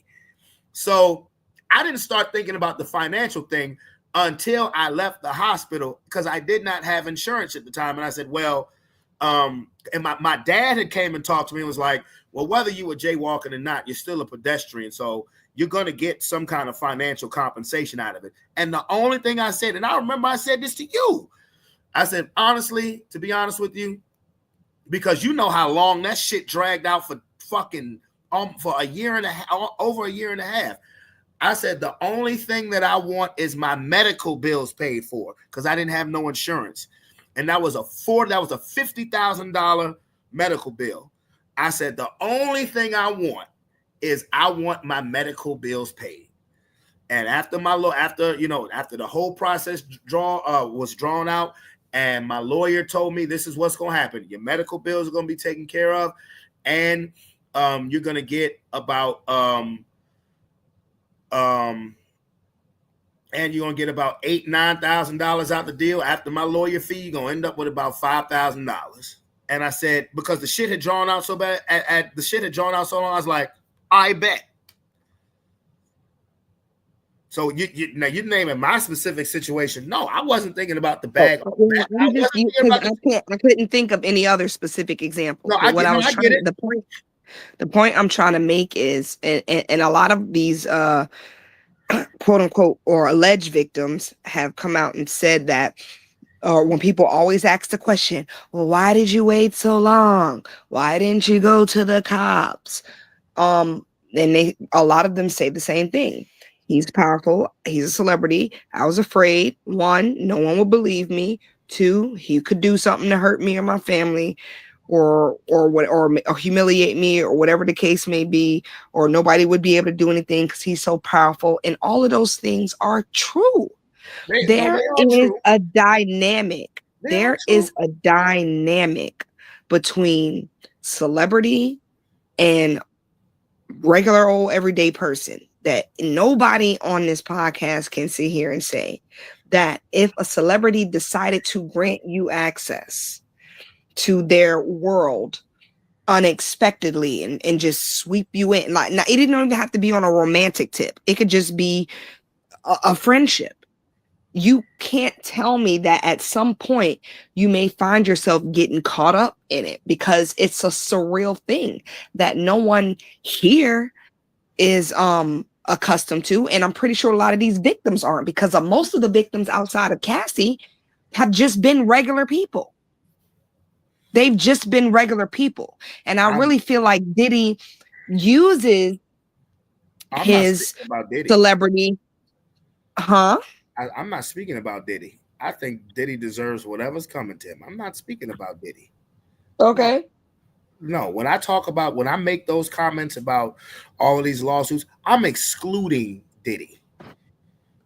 I'm excluding him because, see, the difference with Diddy is word about his behavior had been circulating for decades. His behavior that, now, we didn't know to this extent, but word about his behaviors, the way he partied, had been circulating since the 90s.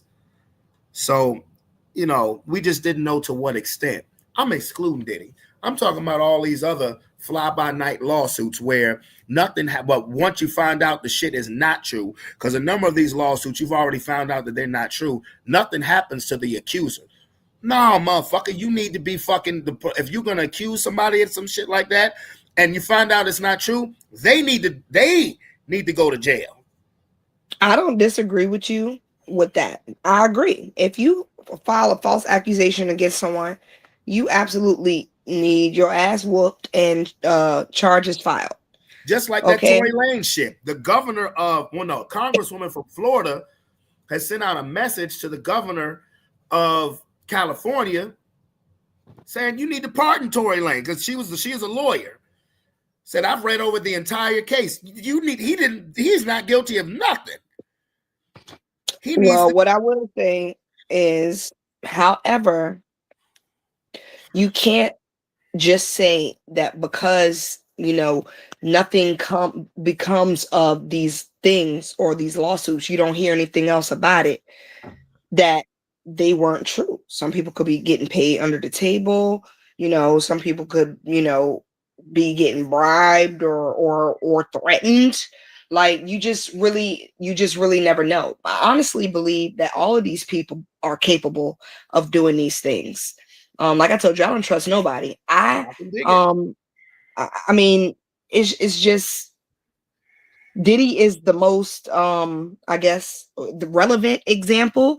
And also Diddy kind of reminds me, the reason why I feel like the reason why you said word about him has been circulating through Hollywood for years and years. Maybe the reason why that is, and not so much about other celebrities, Diddy is like the Frank Lucas of celebrities. Diddy wanted to be fucking Peter Pan. No, what I'm saying is, do you remember the thing that got Frank Lucas caught up? Not Frank Lucas. I know. Not Frank Lucas, but I know what you're talking about. The one time where he was flashy at the Ali fight and it drew attention to himself. Drew attention. Exactly. Yeah, but see, Diddy's always been on Front Street. So not the Frank Lucas, Nicky Barnes. Okay, yeah, that's a good. No, Rob. Diddy was not Frank Lucas. Diddy was Nicky Barnes. Because what was Nicky Barnes? Nicky Barnes was a fucking informant. Niggas have said for years that Diddy ain't nothing but a fucking informant. Well, was nothing but an informant. I don't know if Diddy is a informant per se. I mean, because I've heard rumors, but there's no significant evidence. Now, if Diddy if Diddy is an informant and he just so happens to get off, that might, get people talking. Right. But I don't know. I just think that a lot of celebrities tend to do their dirt a little bit discreetly, and Diddy like to do his dirt with glitter. I don't know. Shiny suit man. Let's see what Cameron has to say.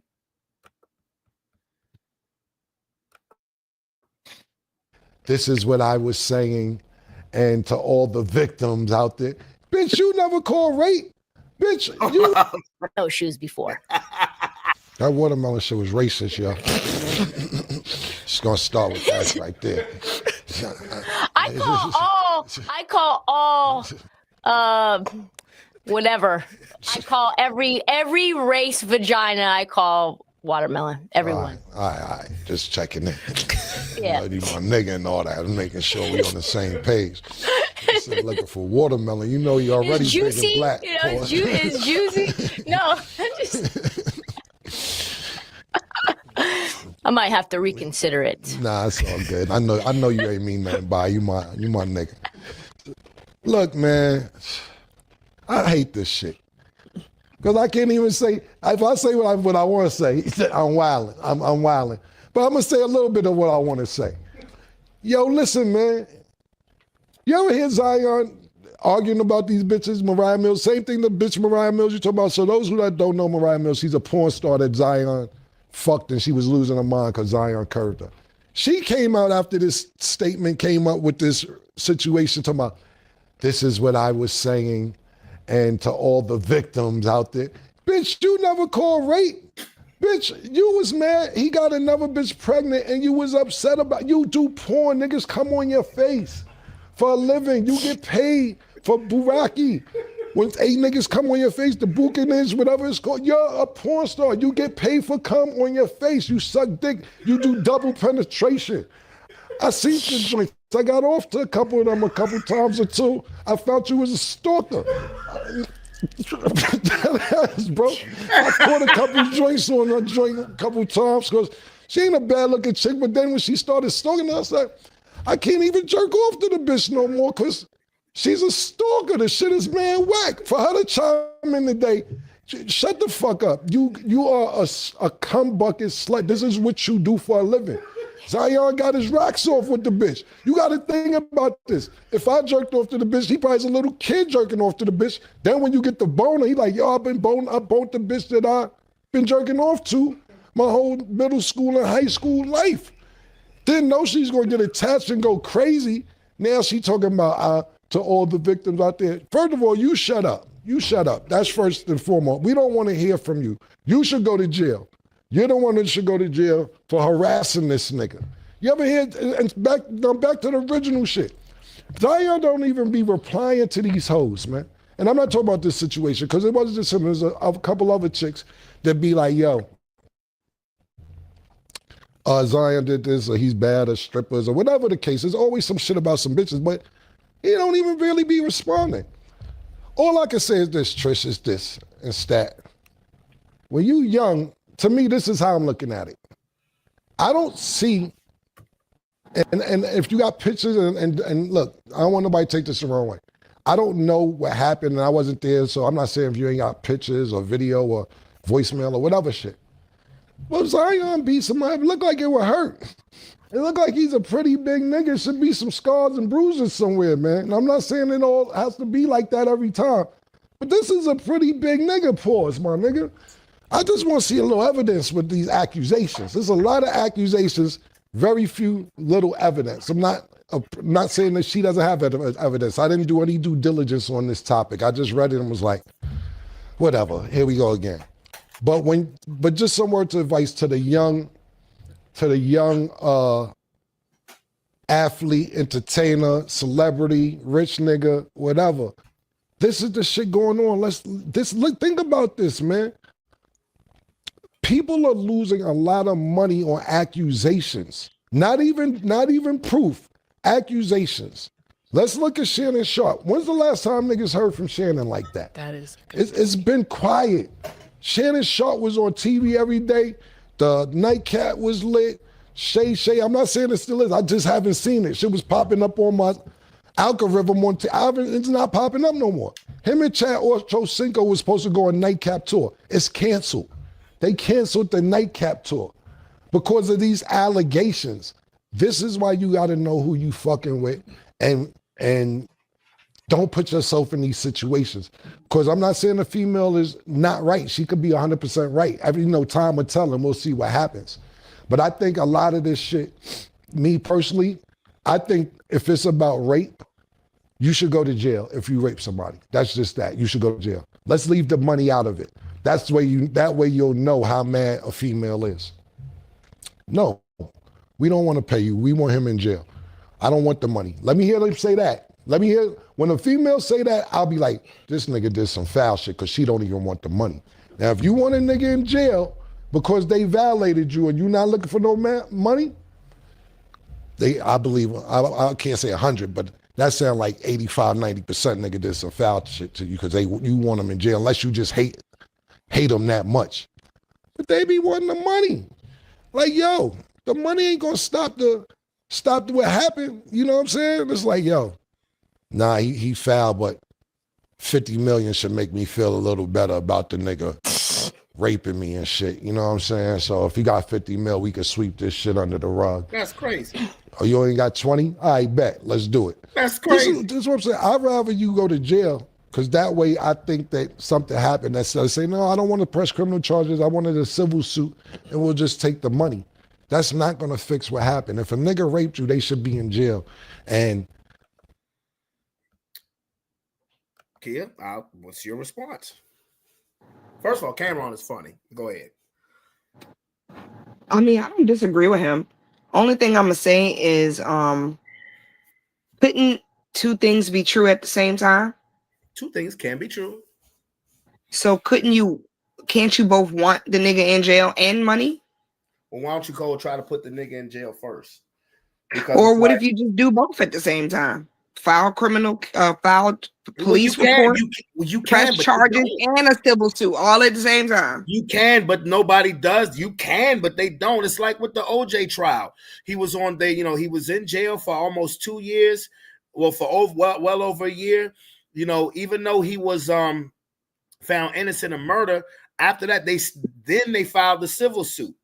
Yeah, but that's different though, because obviously Nicole's family, was expecting his ass to go to jail. Bill Cosby, when he was put in jail, civil suits followed after he was in prison. Okay. Yeah, well, listen, I don't know.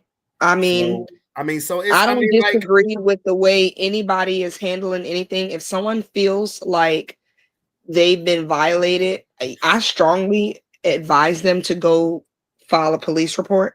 I was getting ready to ask. I was going to ask you. You're a woman. Put yourself in that situation. Let's say you feel like somebody I really don't want to put violated you. myself in that situation, but No, but I understand. I'm just saying hypothetically. Let's just say some messed up stuff like that happened to you. Would you not want so that?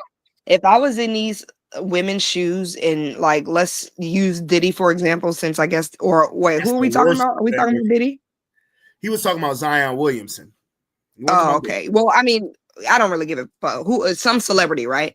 Because like I said, we're talking about that celebrity normal person dynamic. It's different if it was just a regular everyday person. Of course, any regular human being working, clocking in from 8 to 5 every day or 9 to 5 every day, have an encounter with a celebrity that started off good and then turned out bad. Of course they may think like they might be scared, they might be intimidated, don't want to file no police report, don't want to do nothing. But there may be some people who like, look, hey, this might be my chance to get paid. Nigga, you came across me foul and now you're gonna pay. What there are that's not what I'm saying I would do. I'm just saying some people. What I would do, first of all, if that was me in a situation and somebody, but see, Cameron made a good point. Zion Williamson is a huge dude, so really ain't nothing you really can do but just sit there and then go file a police report. To me, the biggest point that Cameron made was you're making these accusations, you're filing these lawsuits. Where's your fucking proof? What I would do is people get so enamored when you hear the lawsuit and they read the details and shit like that, where, okay, that's what's being said. That's what said person is being accused of. But where's your proof? Where's the mark on your body? Being enamored.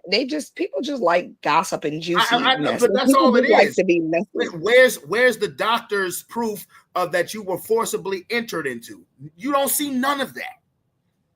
All you see is you hear these ugly allegations. You're like, oh my God, he's black. He had to have done it. So let me ask you this question, because what you said just made me think. On your side, now niggas want to write checks. I'm sorry, go ahead. Your question made me think. You was like, oh, so basically, her accusation of rape shouldn't be substantiated without proof that she was raped. No, right? Well, okay, that's not what I'm saying. What I'm saying is the way I would go about that is that I would file a criminal lawsuit. And then, of course, with a criminal lawsuit, I have no choice but to get the proof out there. Otherwise, said rapist is going to go free.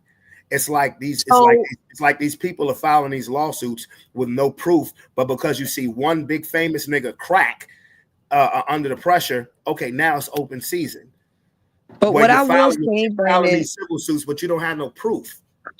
Like, I think it was Big Homie CC who said in an interview, like, a lot of times that there are, he said that people can be tried and convicted for things in most courts in the world without, I guess, a significant amount of evidence. Like, just for example, you can sue someone for defamation, right? Or you can sue someone for libel. You can sue someone for racist, you can sue for being a racist. Right. But what I'm saying is a lot of those things some things you may not be able to pull up physical evidence for. Like, for example, let's say, for example, you are being harassed at work, right? You don't have any physical proof or evidence outside of witness testimonies. I don't have proof that he said this. There's no audio. There's no video. The best thing I have is myself and maybe a couple of other people who heard it. So it's like, this is weird because, like, I don't know anything about this Zion Williamson case. I haven't heard anything about it, but it's like, I don't necessarily believe that just because she didn't go, get a rape kit done didn't mean she didn't get raped. But what you're saying is but you said something that has not been said on any of these allegations, with the exception of Diddy. Like I said, I'm excluding Diddy from these talks. You said I don't have it, I don't have necessarily the proof, except for what I heard, and a couple other people heard it too. Nobody else has said that. That means you have witnesses. But with these lawsuits, nobody is saying, oh, well, a couple other people have heard and seen this too. That's not true. That's not true. Ooh. Because in Little Rod's lawsuit, that's Diddy. He that's named Diddy. a bunch of people. That's Diddy. I said I'm. So what other lawsuits are you talking about? I said I'm excluding Diddy. Well, you need to give me specific ones because Zion I can't. Zion Williamson. But I don't know anything about this one. Zion Williamson, Shannon Sharp, Smokey. All right, let's talk about the Shannon Sharp thing then. So Smoke, but I'm just saying Smoke. But the Zion Williamson one is the latest. That's why I played that one. All of a sudden, all is quiet on the set with a lawsuit on Shannon Sharp. That's completely gone faded to black. But the whole thing, that girl had a lot of evidence. There was a lot of evidence to prove that she had a lot of receipts. He had a lot of receipts too. Who? Shannon Sharp. Shannon Sharp had a ton of receipts. You didn't see the text messages? Yeah. Okay. Yeah, I did see the text. Yeah. You're right. Yeah. No, you are right. So that's not a good example then. No. Not a good example. Smokey Robinson? The fuck? You ain't heard about that? I did. Now, I heard a little bit about it. So, like, when did it was supposedly like his housekeeper or something like that? Something like that. But the time period is up to I think she said that the wife knew about it. I don't know if I heard anything about the wife knowing about it, but I mean, like, again, proof. But where is the proof? Where is it? That's what I'm saying. Where is it? But like Big Homie CC said, there have been a lot of cases that have been tried and people have been convicted. Right. Okay. But witness testimonies alone. Okay, but I bet you the majority of those cases are criminal cases, not civil suits. You get the difference. You know the difference there. Criminal cases where people have been convicted. All right, if you're convicted criminally, you should be convicted criminally. If some of the shit that these people are being, that only black celebrities, by the way, I'm not talking about Epstein or Weinstein because that shit now is long ago.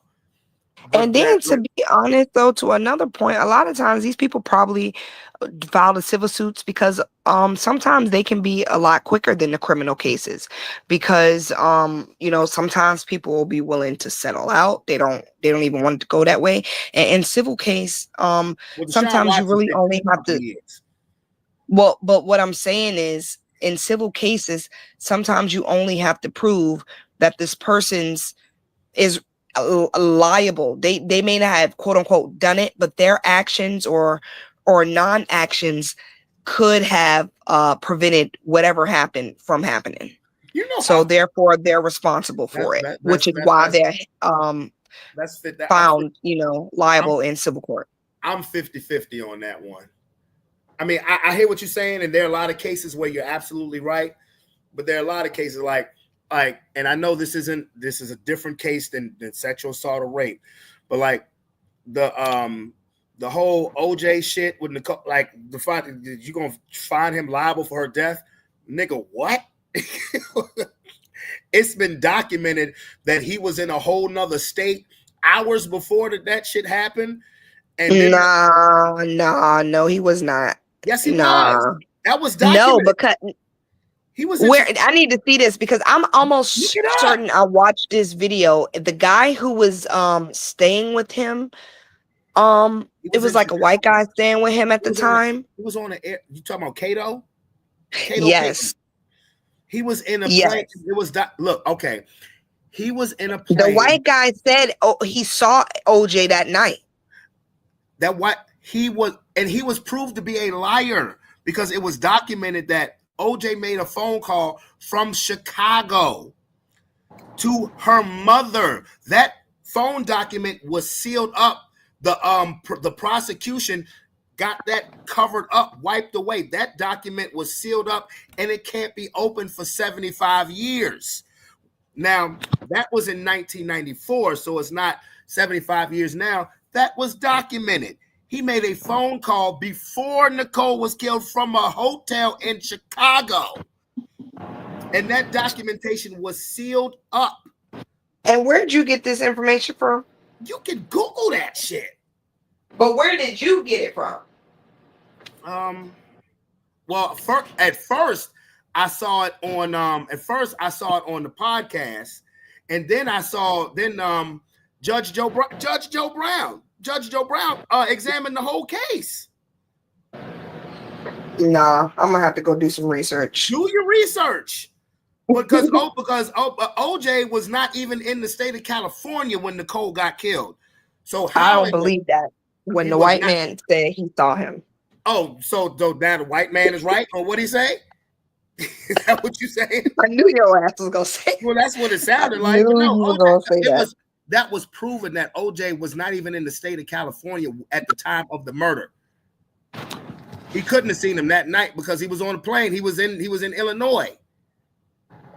So no, and then on top of that, the man who confessed to the murders had nothing to do with OJ. So how the fuck is he liable for decisions that for people that she decided to let in her house and scope her place? I don't know, Brandon. I think that's just something that's only God gonna know what really happened. Like I don't. God gonna know about. As far as I'm concerned, the court found OJ not guilty. My own personal opinions, I honestly have no clue because I've heard so many different stories, so much evidence, so much weird shit, so many suspects of who it could be. Netflix made it could have been the son, it could have been, it's just too much. Documentary about the dude who did it. It wasn't publicized. It wasn't publicized much about because everybody knew because that would come out. Say he was a serial killer or something like that. Yeah. He confessed to his brother that he did the shit back in 1995. He'd been on death row for 30 years. They made a documentary about that. It wasn't publicized a lot because, who wants to find out that there was an ulterior motive in that case where it's more beneficial to make the case about OJ as opposed to somebody that nobody's ever heard of, to a serial killer who Nicole willingly let into her house. So basically what you're trying to tell me is that you think the white family, because that's how you made it, the white people use this black man's fame to profit off of their daughter's death when they knew it was a serial killer who did it the whole time. I don't know if the family actually knew, but the man did confess. The man confessed he confessed while the case was going on. I'm not saying now. I'm putting out. Like I said, I don't know if word got that. They probably held the shit from the family, from the Goldmans and the Brown family. The prospects. If this man confessed when the case was going on, I don't remember because it's been so long since I watched anything relating to this case. But what led them to believe OJ was the suspect then? Because I could have sworn. What led them to believe that OJ did it? Would let them believe that? To arrest him in the first place. Because OJ was an abusive husband. Now that part I can't sit there and defend that. OJ did put hands on his wife. He did that, and that was documented too. So the fact that was documented was why he would be but at that point in time, they weren't living together. They were officially divorced, or they weren't living together. OJ, she got the house. Of course, she got the alimony and shit like that. But OJ was still one of the top celebrities in the world. So it really wasn't hurting his pockets. It wasn't hurting his pockets. But he did have the track record of putting his hands on his wife. So there you go. I mean, if let's put it this way, if Tina Turner had gotten murdered, who do you think the number one suspect would have been? I mean, well, usually the husband is the number one suspect. I know his name. I'm just saying. Yeah. Most oftentimes when a spouse or ex-spouse is killed, they usually look at the partner or ex-partner. In particular, if there's a domestic history, if there's a domestic trail that leads to that. Not even in particular. They just do that anyway. Oh, Lord, please stay safe because I don't need nobody looking at me about no shit. What are you talking about? Never mind. You know what? You so stupid. I was going to say that one just Lord, went totally don't over pay your him head. no attention, please. Say that shit went totally over your head. Don't do that. Oh, shit. I'm serious, though. Oh my goodness gracious. But yeah, I mean, but you make a point about one thing. Yeah, only God's gonna know about all of this stuff. Only God's gonna know about all of this stuff. And that's real shit. But hold on, let's see. I want you to see, since we're just quickly talking about OJ, I want you to see this real quick.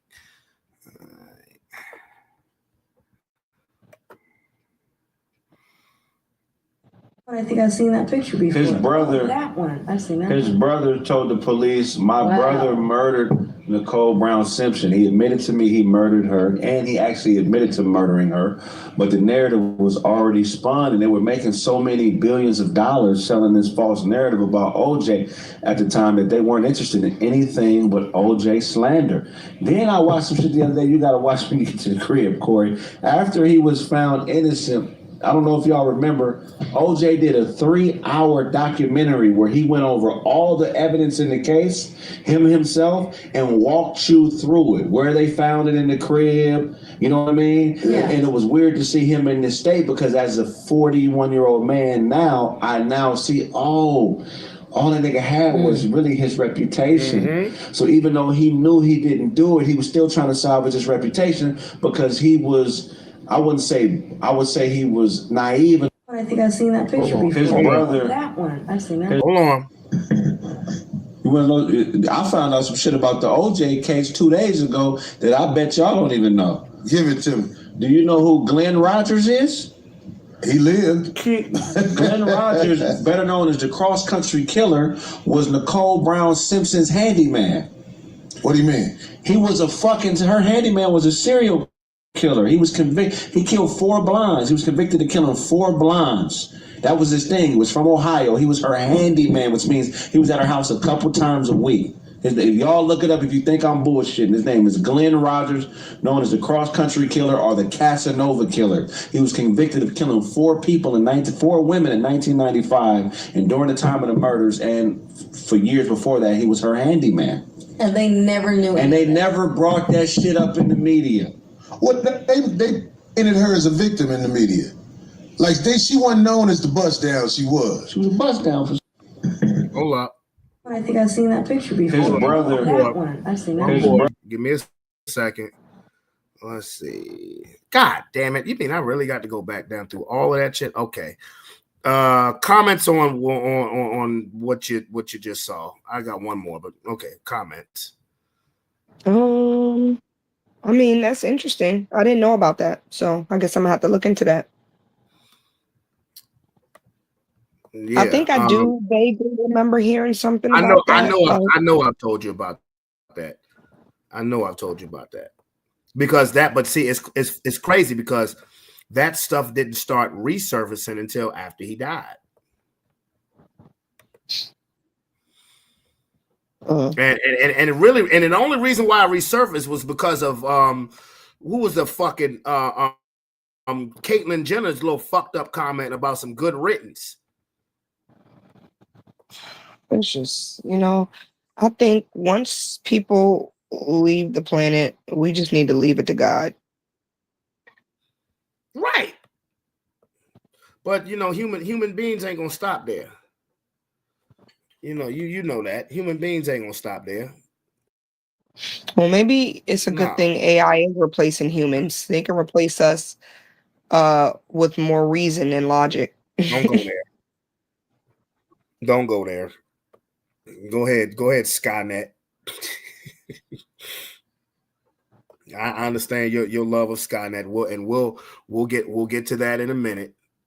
Okay, whatever. Not even the AI, but the other thing, but the other thing that you had told me about. Give me 1 second. Give me 1 second. Let's see. Give me 1 second. I should be almost there. I got so many goddamn shorts, it don't make no sense. That's where most of my goddamn views come from. I ain't okay, here it is. Let me pull this up. Okay. I know Skynet been here, bro.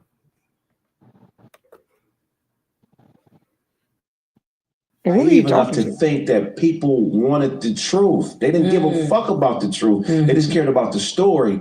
And this is weird how we thought a not guilty verdict as black people, we thought that was enough. We really should have stood by that dude's side and really fought with him after that, because they tried to ruin his life. They tried to ruin his kids' lives. And it's just fucked up, because I was under the assumption that he was guilty for years. You know what I'm saying? But when you really research the case, it's fucked up. We watched the nigga get railroaded, and he really didn't do this shit. It's weird when we talk about cases and stuff like that, because naive enough to think that people wanted the truth. They didn't give a fuck about the truth. They just cared about the story. And this is weird how we thought a not guilty verdict as black people, we thought that was enough. We really should have stood by that dude's side and really fought with him after that, because they tried to ruin his life. They tried to ruin his kids' lives. And it's just fucked up, because I was under the assumption that he was guilty for years. You know what I'm saying? But when you really research the case, it's fucked up. We watched the nigga get railroaded, and he really didn't do this shit. It's weird. And like I said, and I watched Joe. I've watched a few, because Joe Brown has had a couple of podcasts, a few podcasts where, he explained the case, and he always said, as soon as I examined the case, it wasn't even hard to prove to show that he wasn't guilty, that he didn't do it. The glove, he was like, it was really no need for the glove don't fit, you must acquit, all of that stuff. That really shouldn't even have been a factor.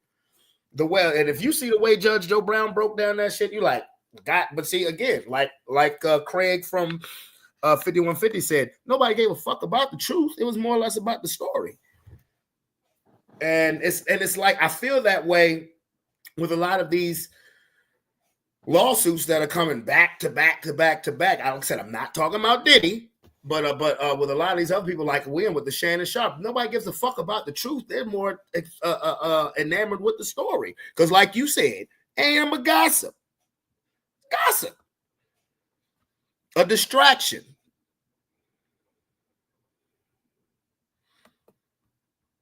Hello?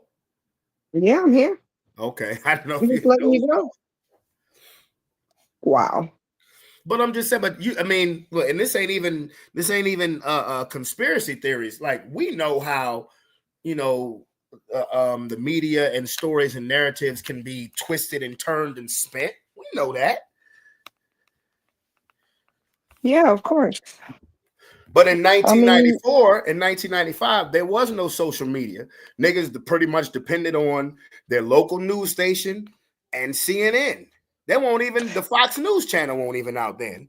It was just it was a lot easier to hide things and do slick and sneaky things back then, because there weren't as many hands in the pot as there are now, so to speak. I don't know where I got that expression from, but whatever. I don't know. It just made sense to me.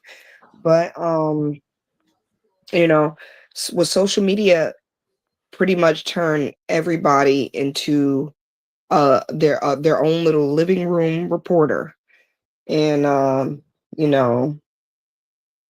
so the internet has made a way to uncover much of what has been hidden for so long. So, well, let me address this real quick. James Standback, I don't know about AutoPen. I sent you an invite. If you can get over yourself, you can come on here and talk about it, because I don't know what the hell you're talking about. But until then, Kia, what is it that you were talking about this with me earlier? Go ahead and address it with the chat in the world. talking about what? Ain't that some shit?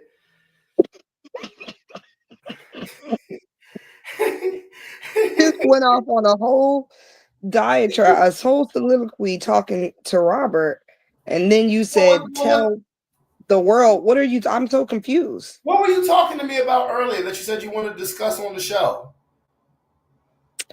Oh, okay. Yeah. So the Anunnaki. I don't know. Yeah, Yorosaki. I don't know why this, of all conspiracy theories, has just been racking my brain lately. But this the one that got like a tiger grip on me, because it's just so damn interesting. And I feel bad as a Christian because but not really. But I'm gonna tell you why I feel bad as a Christian, because if I believe the Anunnaki are the gods that created us, then it's impossible for me to believe in my faith, right? Because it totally contradicts it, period, point blank. The story of the Anunnaki and how they created humans and why they created humans totally contradicts everything that my faith teaches me and that I subscribe to. Ergo, I'm facing a huge it's an internal struggle that I'm having right now, but it's just so fucking fascinating. I can't get over myself. Okay. So I've been reading these articles. I've been seeing stuff on TikTok and Instagram about some sort of leaked information from the Pentagon about the return of the Sumerian gods. And the Sumerian gods, or the gods of, the people that were alive during Abraham from the Bible, during his time. So this is like thousands and thousands and like 13 something thousand, maybe even more than that, something thousand years ago, right? Allegedly, these beings from wherever the fuck they came from, Nibiru, came to Earth because they were looking for gold, because they needed it for their atmosphere in their world. They had like a perfect world, and then something happened. I think like it was like some volcano started erupting or something, and it destroyed their atmosphere or something like that, and they needed the gold to repair their atmosphere. So they found gold on Earth, and these were supposed to be like really advanced beings, right?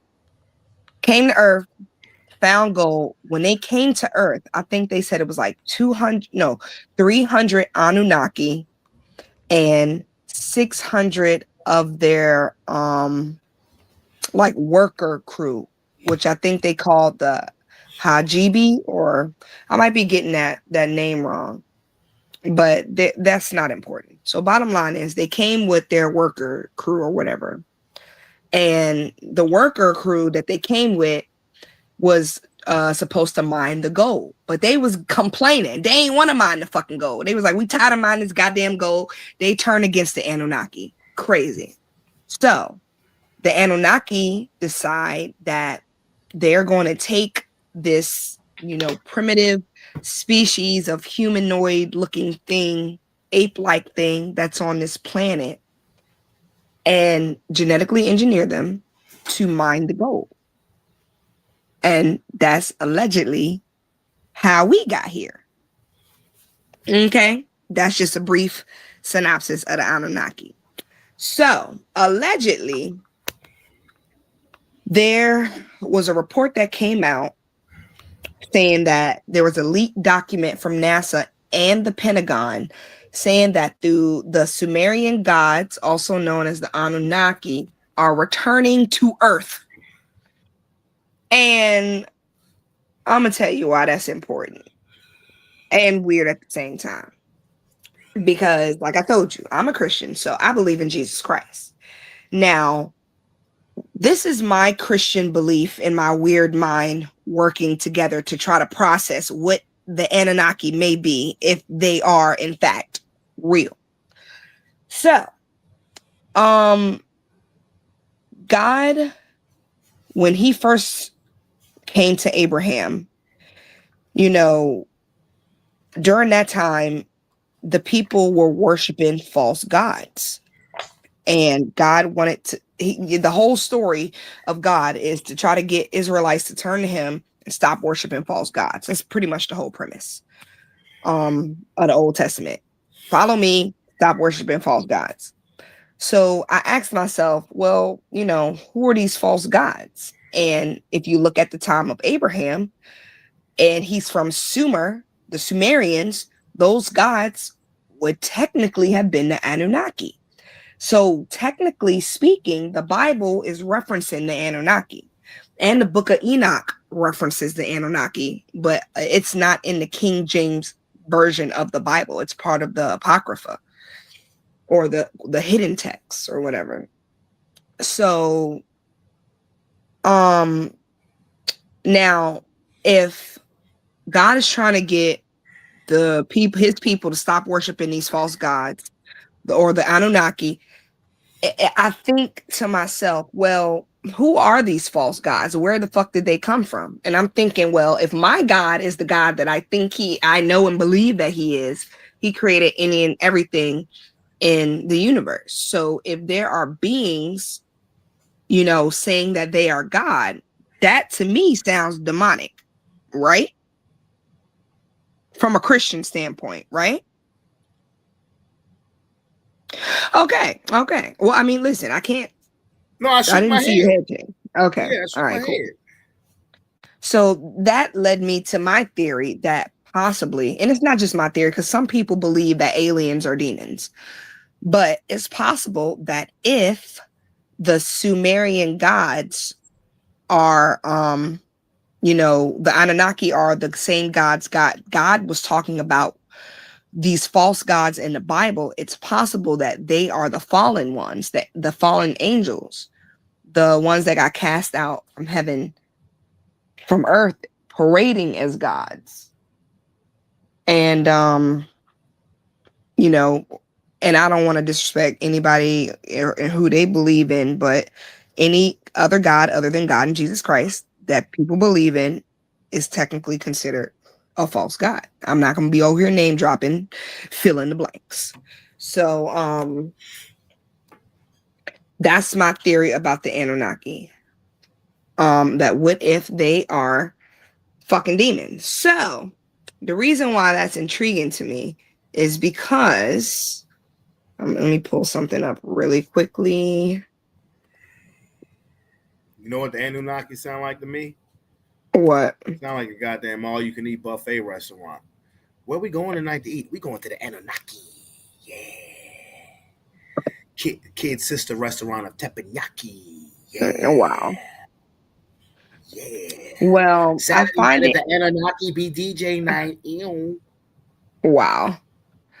Wow.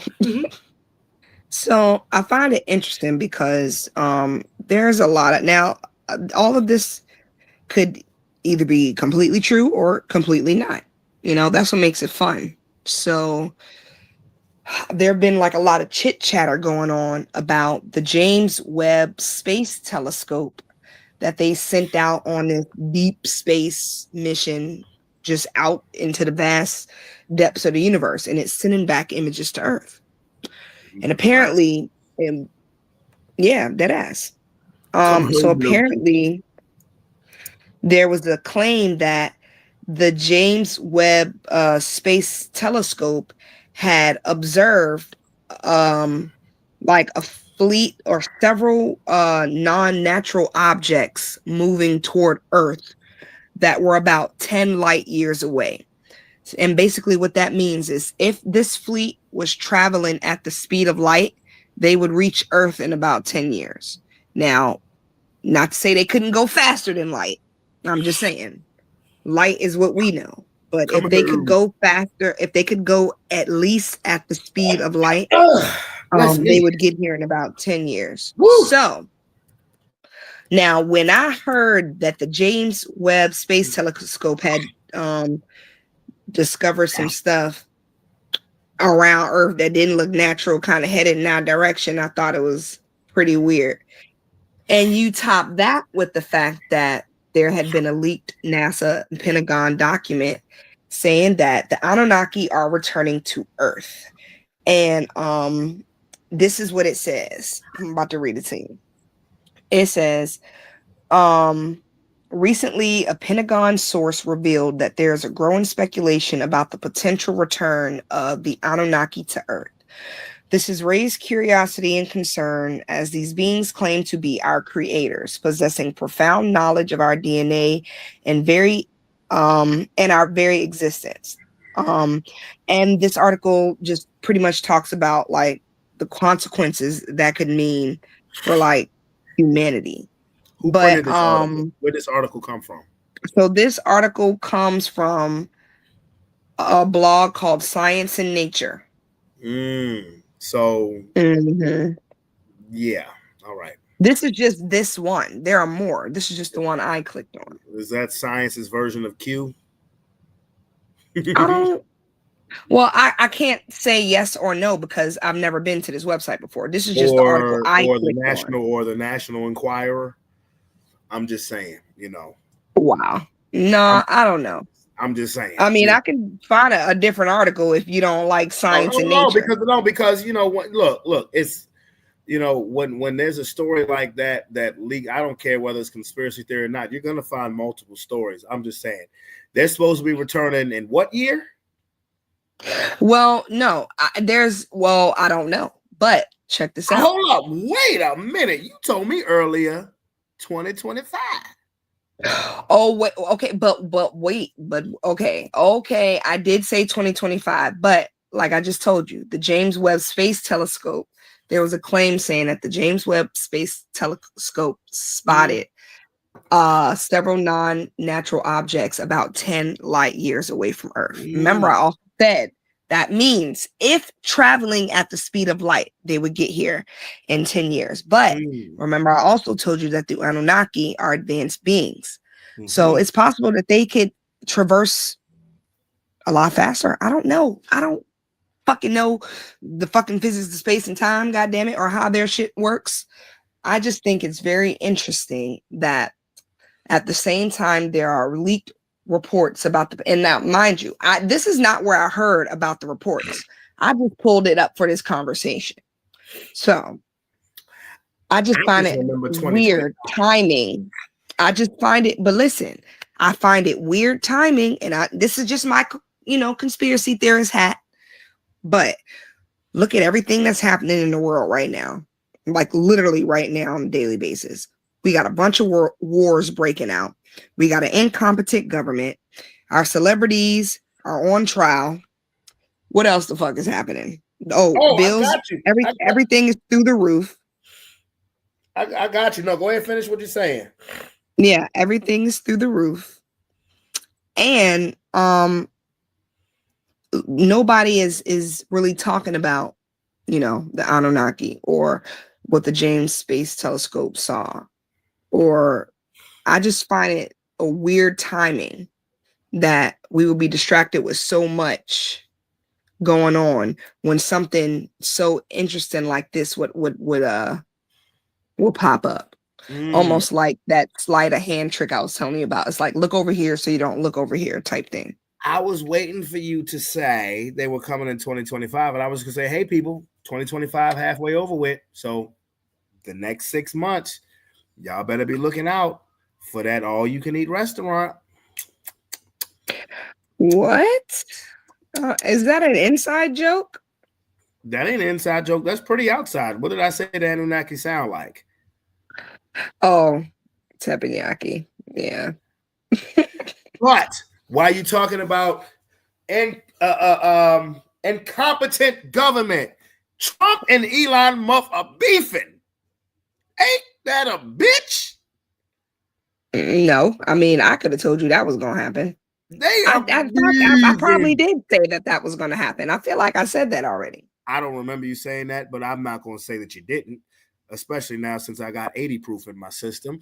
Trump and Elon Musk, there's your 80 proof. Trump and Elon Musk are beefing. Ain't this a bitch? Look at it. They beefing. They beefing. Oh boy, them tariffs must not be doing something right. It's not about the tariffs. Do you even know why they're beefing? No. Wow. Really, Brandon? Hey, look, I just found out they was beefing a couple hours ago. I did not care to investigate on it because I was watching a straight to DVD movie. Well, I'll enlighten you on why they're beefing. Okay. Really quickly, because you know I don't like talking about this shit no more. So the reason why they're beefing is because Donald Trump is trying to get this bill passed. It's called this nigga named the bill. It's called the One Big Beautiful Bill. Literally. That's literally what it's called. I'm dead ass. It's not a joke. I believe it. I believe it. That's just.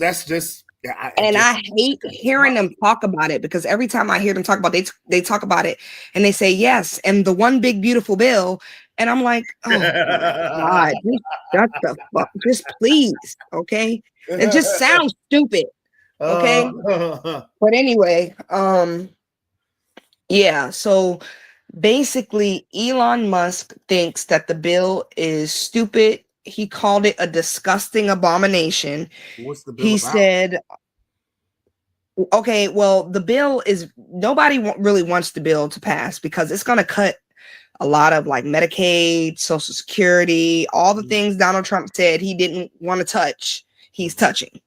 So, some people are pissed about it. They think it's going to get passed anyway. So, I mean, you know, buckle your seatbelts, people. Here we go. But Elon Musk hates the bill. He said they shouldn't pass it. He said it's going to add a lot of debt to Americans and the country. He said, you know, it pretty much undermines all the work he did at Doge, which, to be honest, he did nothing but fire people because I heard chirps about people getting checks. Those checks never came. Okay. What happened to all hear the, that, I don't James know about all. Where the fucking checks at? Huh? Go ahead. Wow. Okay. Well, anyway, you know, basically Elon thinks, you know, the bill is stupid. So at first, Elon was just going on and on. Donald Trump ain't say much, but then Donald Trump came out and responded and still trying to keep it classy. I will give Donald Trump that. When he first came out talking about Elon, he tried to keep it classy. But then Elon went off the deep end and said Donald Trump was on the Epstein list. Oh shit! Really? Yeah, you missed it. Okay, you missed it. Well, see, Leisha, we on the same page because I didn't read into why they was beefing either. Frankly, I could give a fuck. Okay, I just found that I was like, wow. I just saw one article that said Trump sends threat out to Elon Musk if he finances any Republican fucking. This was on MSN. If he finances any Republican people who opposers. Yeah. Yeah. So not only did Elon Musk say he was on the Epstein list, but Elon Musk also said that he's the reason Donald Trump won the presidency. If it wasn't for him, Democrats would won the presidency and would be in control of the House and the Senate. And he basically, you know, Donald Trump that made him feel some type of way. So Donald Trump was basically threatening to like pull Elon Musk's government contracts for SpaceX, right? Wait a minute. He's selling his Tesla too? Yeah, the red, I think it's a Tesla Elon Musk gave him in front of the White House. Oh shit. Hey, these niggas petty. Hey, that's funny as a bitch. Yeah. So Donald Trump was threatening to cancel Elon's government contracts for Shit. SpaceX. Well, he should have And never. I Elon was gave him a like, contract anyway, but okay. Elon must have been had government contracts. Oh, okay. Well, Biden should have never gave him a contract. Okay. It was before that. Like he just Barack you should gotta have never gave him a understand. contract. He's a space guy. That was his thing before he got involved in politics, Brandon. Of course, he has government contracts because government programs. But that's what I'm saying. Government programs are NASA ain't building rockets no more, Brandon. They rely on these other companies to send their asses to space, including SpaceX. Okay, well, you said Elon Musk is a space guy. Well, now he needs his space. Yeah, so you know what Elon said? Fine. Good luck getting your astronauts to space. Cause he said he was pulling the rockets. He said, "Fuck you. I'm pulling the rockets." That's all right, because all Trump gonna do is take more government funding to fund the rocket. So it's been about a day since I've checked in on the beef, but last I heard when I was watching CNN earlier this morning, I feel like Elon was entertaining the idea of supporting Democrats, I guess just to piss him off, or either funding a complete third party separately independent from, I guess, Democrats, Republicans, and independents. So, but like a third major party. Elon, I want to run. I've been wanting to run. Elon, holla at your boy. You talk about financial endorsement, right? Elon, we can do it. I'd be a better president than any of them motherfuckers because I'm a real American. I actually know what the people going through. Come on, Elon. Right here. Holla at your boy. I'm sorry. Go ahead. All right. I mean, yeah, so that's pretty much why they're beefing. Elon. Some people think Elon doing this just to get, credibility back at his company because they was talking about replacing his ass while he was at Doge. And they think this might be Elon publicity stunt to save face, but I'm like, this is my I doubt it. Elon Musk. This is my message to Elon Musk. Trump, no disrespect, because I didn't vote for you. Nope, I didn't vote for Kamala either. But the fact of the matter is that you are the president of the country that I live in. So I don't wish you ill will. I hope you do well, because if you do well, that means the country will do well. Okay. But Mr. Musk, let me get that camera right over here. Let me look right in this camera. Mr. Musk, I would love to run for president of the United States of America in the year 2028, as well as be part of the flag football Olympic team. That's a lot, I know. But if I could run for president, and the reason why I say that is because, all jokes aside, I believe the person best suited to be president of this country, and I know you're not from this country, right? Okay. I know you're not from this country, but what I feel is best for this country is somebody who actually lives the day-to-day life, has to go through the day-to-day struggle that people in this country really have to go through. People on Capitol Hill, and no disrespect, people like yourself, don't know what the majority of people in this country have to go through, living check to check, or just barely making ends meet, whether it's even if it's middle class. They don't, they don't really know what the average American citizen has to go through and what's best for the average American citizen has to go through, because people on Capitol Hill each have their own agenda and they're trying to shape the country into their mold and fashion. And I believe an ordinary citizen like myself would be best qualified because we could best connect with the people of the country who they understand what they want, understand what they need. So if you want to endorse somebody, I'm your guy. My name is Brandon Towns, and I approve that message. All right. Moving right along. Yeah, so that's pretty much why they're beefing. All right. Too hot for TV. And apparently, Kanye had tweeted to them to stop. Oh God. Stop right there. Stop right there. Next message of Mr. Musk. Kanye is not a part of the deal. Wow. And I believe that Kanye at times when he's talking makes great points, but to wear a black Klan suit, no, nigga, no. You can make a point and not dress like a organization that has murdered many people who look just like you to prove your point.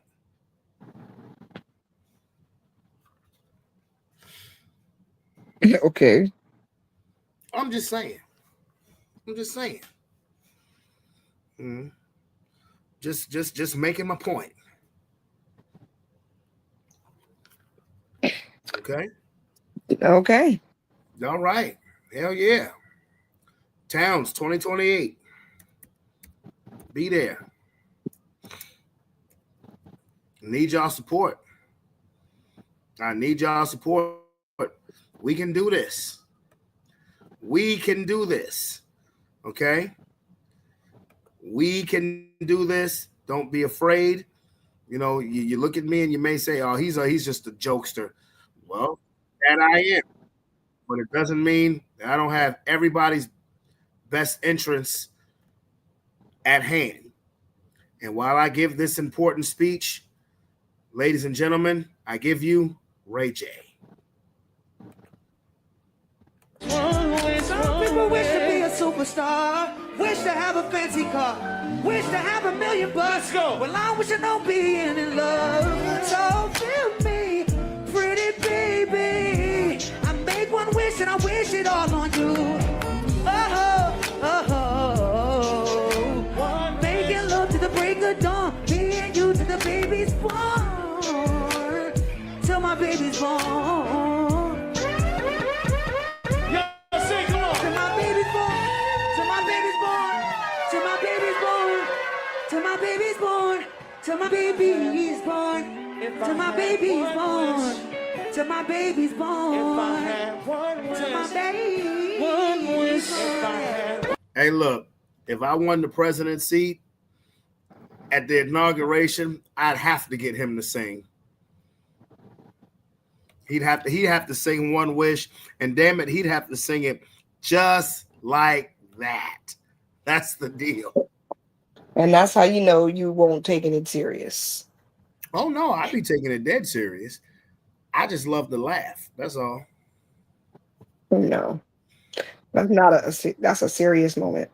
It is a serious moment. The presidential inauguration is a serious moment. It's not a Ray J moment. Oh, no. It would be my moment. Because you see me in the background like, oh yeah. Oh, I take it serious.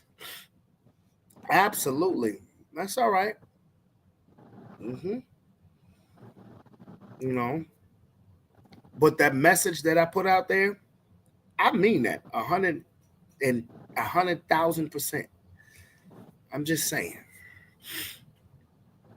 I mean that 1,000%. I am going to watch a couple of videos about this whole I was about to play one, but I said, nah, I'm all right. I am gonna watch a video on that though, because that shit is crazy to me. Like it's crazy because literally, like 6 months ago, not even 6 months ago, about 4 months ago, you had one side that was like, yeah, Elon and Trump and Elon, they're gonna fucking do it, man. People on this show. And then you had on the other side saying, what the hell is going on? This is crazy. Oh my gosh, this is calamity. This is it. And now these niggas is at each other's throat. That's fucking hilarious to me. It really is. Doge and all of that other shit. You right. You said they were supposed to send out checks. Where the checks at? That was supposed to be the new stimmy. Pause. if you made a certain amount of money, right? Shit.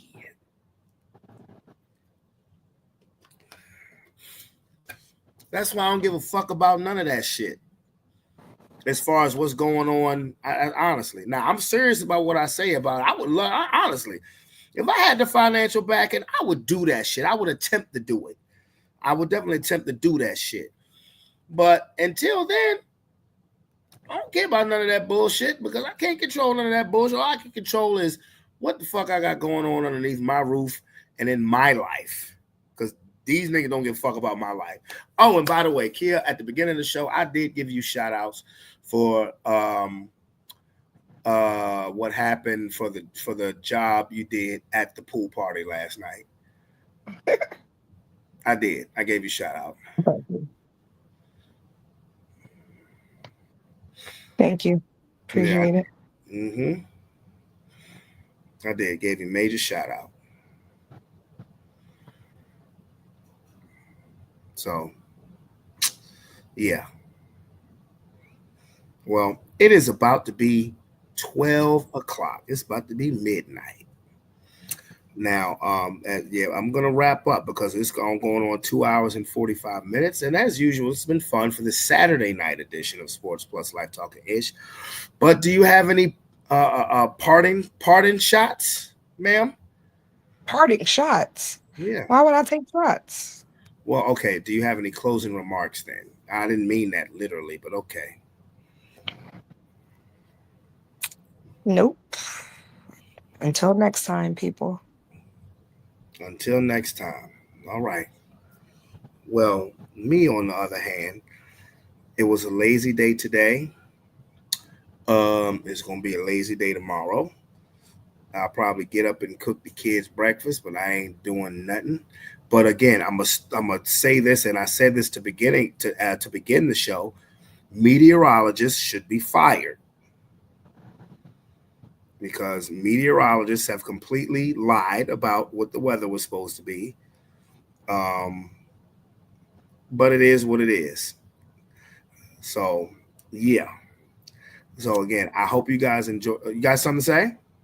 I will say this. It's totally unrelated to what you were just saying, but I discovered that sticky rice is amazing. Okay. Now we can part with that. It's getting sticky. It's getting sticky. All right. Well, I hope everybody has a wonderful rest of their evening. If you're out there traveling and this Saturday getting ready to be Sunday morning, be safe. If you have decided to thug it out with us on this Saturday getting ready to be Sunday, beautiful weather right now, then I appreciate it. And I will see you guys on mañana with reactions to game 2 of the NBA Finals. So it's your boy Brandon Bravon Towns, Sports Plus Life. For Kia, good night. Love you. See you Monday. Good night and good luck. Oh my God.